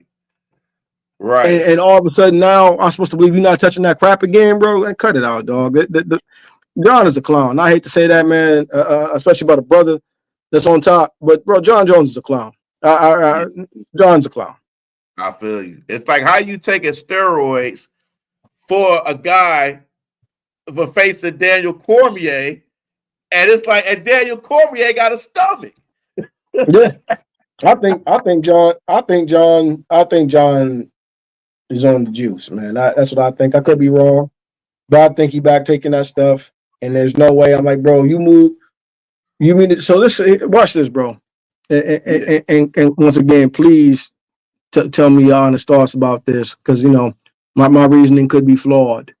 But you move up from 205 to heavyweight. You spend 3 years doing this and induct Francis Ngannou. You can say whatever you want to say. You did. Duck Francis Ngannou doing this. In 3 years, you showed up with a girl body, looking like a woman who just had a baby at heavyweight. You tore your pec. Supposedly. You tore your pec. Tore your pec means I got caught on my steroid cycle and I faked the injury to clear my system. Yep. Just like, guess what? And then I'm going to say this, and this is just an opinion. I could be wrong, and I'm actually I respect the fighter a lot. Yeah. And I just prefaced this earlier in our conversation about 10 minutes ago. Mm-hmm. Better BF. I think Better BF is on juice. Better BF has had an atypical finding in a steroid test before recently. That's right. In the fight against Joseph Smith. Yep. Now they later cleared him, but the point is, brother, you submitted a sample where your testosterone levels came back abnormal. Mm-hmm. You had back acne. You're almost 40 years old, and you put out of multiple fights with injuries. Mm-hmm. Right. Dog. I can't prove that. I can't prove that. So the only thing I can do is give them respect for fighting each other. But Dimitri, you might have got played, man. Yeah. Oh, no question. The same thing as John Juice. Stipe. I think you're getting played, man. And bro, watch this. Now, this is what I'm going to try to put together just a little bit of tidbit where this is not the only time. Because people ask, well, where's your proof for? Give me an example. I'll give you one. Mark Hunt and Brock Lesnar. Remember, if anybody knows MMA, Mark Hunt, though he lost, because the court ruled you signed the contract, the court didn't say anything about that Dana White lied, that they knowingly let Brock Lesnar compete while he was on steroids. Mm-hmm. Absolutely. The court said we can't give you any money because you signed the contract anyways. But they didn't deny the fact that it happened. Mm-hmm. Absolutely. So this is my thing. How you tear your pec, John, you rehab for what I think is now, 9 months now? Yep. And all of a sudden, the dad bod that you had that took you 3 years to get looks like a Greek god. And you are not only rehabbing a career-threatening injury in most sports, but also training for a fight. And you got a better body than what you had while you were training for 3 years uninjured. Jig is up. The jig is up. We know something's going on. But it's just that the math ain't mathing, man. It ain't, bro. It ain't. It's just all that within 10 months. Like, nah, man, it's something you ain't telling us. It's Sound like John Juice is at it again. Juice. The juice is loose. Is he back on that cocktail? A lot of guys on that cocktail. A lot of guys are on HGH, man. To be very honest with you, you see it a lot in boxing right now, bro. Devin Haney talking about Ryan Garcia tested positive for steroids, bro. Go look at Devin Haney, I believe, in this fight against it wasn't Abdulayev face. Prograde, right? You can look at his abdomen right there. You can see they got the little bumps right there in the midsection. That's HGH, steroid injections. You see a lot of fighters walking around with that crap. Oh yeah, no question. That's why he has Victor Conti. They got Victor Conti to find cheaters, brother. Y'all hire Victor Conti to cheat. Absolutely. People talk about that don't mean Ryan didn't do it. Hold on, what's this? Okay, never mind. My bad. That doesn't mean Victor Conti didn't cheat. That doesn't mean Ryan didn't cheat himself or whatnot. That means, brother, he's the one who just got caught. You won that stuff too, Devin. You bought him in, so y'all can mask that test. Because I'm looking at your abdomen, dog. I know HGH injections when I see them. What's some pock marks right there, bro? Fight tape to be gone with you and Ryan Garcia. Why is it that you want the tape gone? Is you trying to hide something? Trying to hide something, brother? Bro, look, he was hitting them hard, bro. He was hitting them hard, man. Oh my gosh, bro. He beat that boy to death. Man, that's crazy.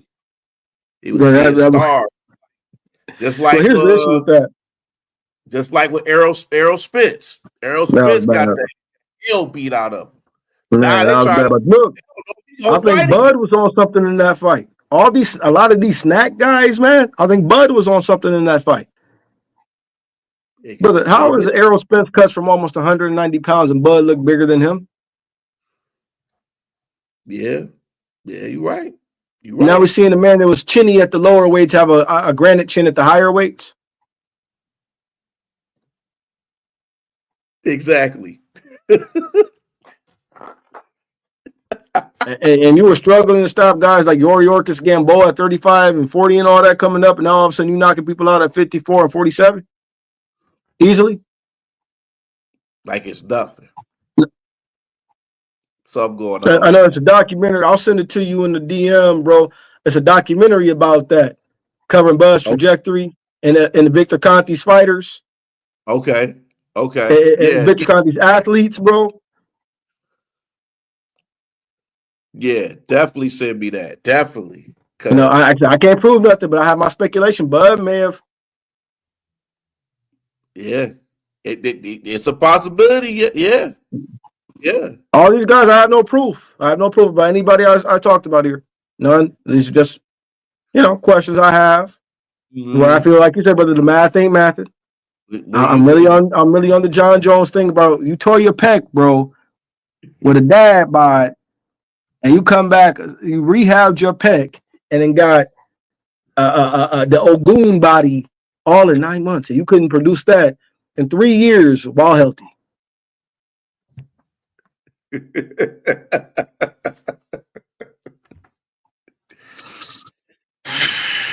Yeah, something's going on. Something is going on that we don't know about, or maybe we do know about, and it just ain't public. Yeah. But another guy I think touching the premium juice who may be doing it, LeBron. Yeah. I think LeBron may be the most obvious juicer in sports history. Oh yeah. He might be. I don't know. But all I know is in that summer, that 2013-2014 season, when he came back to Cleveland, he talked about he lost all that weight. LeBron had no lift, no speed, no athleticism. And what did he say he was going to do, bro? He said he was going to go back down to Florida to train for 2 weeks. And came back yoked. Yep. What is Miami, Florida? The steroids capital of the world. It is. It sure is. You ain't lying. They take steroids night and day down there. Yeah. And bro, look, LeBron's got a biochemist on his team. Why do you need a biochemist? Math ain't mathing. It ain't mathing. It's subtracting. You wild, bro. You funny, man. Man. But hey, man, this has been a hell of a show, man. We've been on for like 3 hours, man. It don't even seem like it. But Ark, man, I just want to say, man, thank you for getting on, man, and having these talks and stuff is always good and everything. Thank you for letting me on, man. Thank you for letting me. I'm just a guest, bro. No, you part of the family, man. You part of the extra family, man. So anybody we have on, man, we treat them like family, man. So appreciate you. So even that's how it's been. I appreciate y'all, man. Hey, we appreciate you, man. So any last words on the Paul Tyson fight, or just anything that you got, man? Just just touch base on this fight, man. I think, as I said, brother, I hope this is something that Mike wanted to do. He didn't have to do. I hope everything is straight with him, and he just looked at this as another way to make a little bit more cash, as a LARF. Or whatever, and I just want Mike to be able to have options. You know what I'm saying, man? I want him to be a guy like Evander, to where he's pushing to having to do something because he's in debt or he owes somebody bookies, and how bad sports betting is getting now. You saw that Jonte Porter situation in the NBA. That kid is making the NBA salary. He got in trouble with the bookies and had to fake games, man. So I don't want it to be anything like that. But ultimately, man, it's entertainment at the end of the day. I don't have anything against Jake Paul. I don't think anybody else should either. People who feel deceived about it, expecting something different, y'all, like, come on, guys. Yeah. People wake up, man. Like, let's stop being so deceived by what we see on TV, guys. A blind man could tell you this wasn't real and whatever. I just want it to be, but I do agree with you in the sense that, Mike, if you need money, brother, there's other things you can do. But if this is just something that, he wanted to do, then I'm all for it. It's just entertainment at the end of the day. So. It was a cool, but the card, look, man, I'll say this, tip it to Jake Paul, man. The cards he puts on are good. With the rest of the fights, Jake Paul puts on some good cards. So, man, people can feel how they want to feel about him or whatever his main event, but the cards are normally, I'll tip it to him, man. Absolutely, man. Absolutely. And yeah, man, same way, man. I love the cards is always good, man. People show out, man. You definitely get your money's worth for the fights, for as many fights, and then how long the whole event is and everything. You definitely get your money's worth on that. If it's 4, 5, 6 hours, it don't matter how much you spend. That's money spent right there. To me, it is. But yeah, man, it's just a fight where if Tyson just needed the money, like you said, he could have had different ways to want it.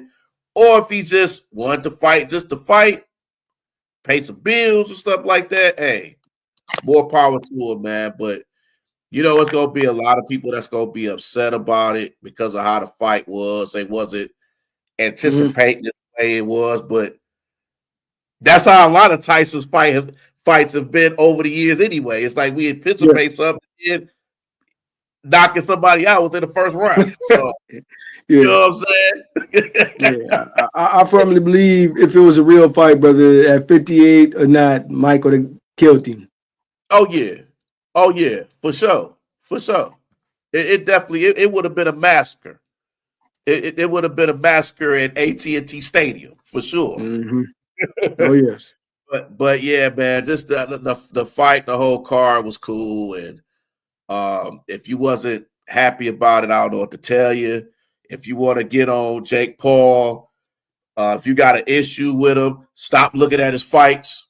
I agree. If you got an issue with him, just stop hating. The guy getting money just like everybody else, and he's a showman.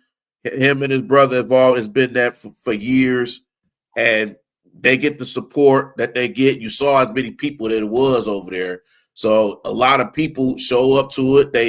They was intrigued by it, so they gonna be happy. So if you want to hate somewhere else. I hear that. Solid advice. Yeah, you're right. You know what I'm saying? But hey, man, that's gonna be today's show, man. Gotta definitely thank my man Ark, man, for joining in and everything. Always appreciative, man. Much respect.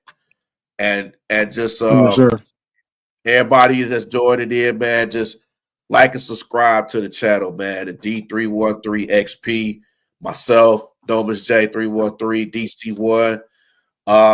Even my channels, man, the New Breed 313 Sports, and also my main channel, man, 313 the New Breed Real Talk. I got a lot of stuff other than sports, man. It's intriguing. Y'all gonna like it. So like and subscribe to all those channels, man. And I appreciate y'all so much, man. Much respect. Means a lot to me, man. Sure. I didn't expect to be on for 3 hours, so that's how much I love this, man. I love it. You know what I'm saying? Much love. Yes, sir. But I appreciate y'all, man. Until next time, until the next video, I'll holler at y'all, man. Peace, love, and thank y'all so much. Sir. Yes, sir.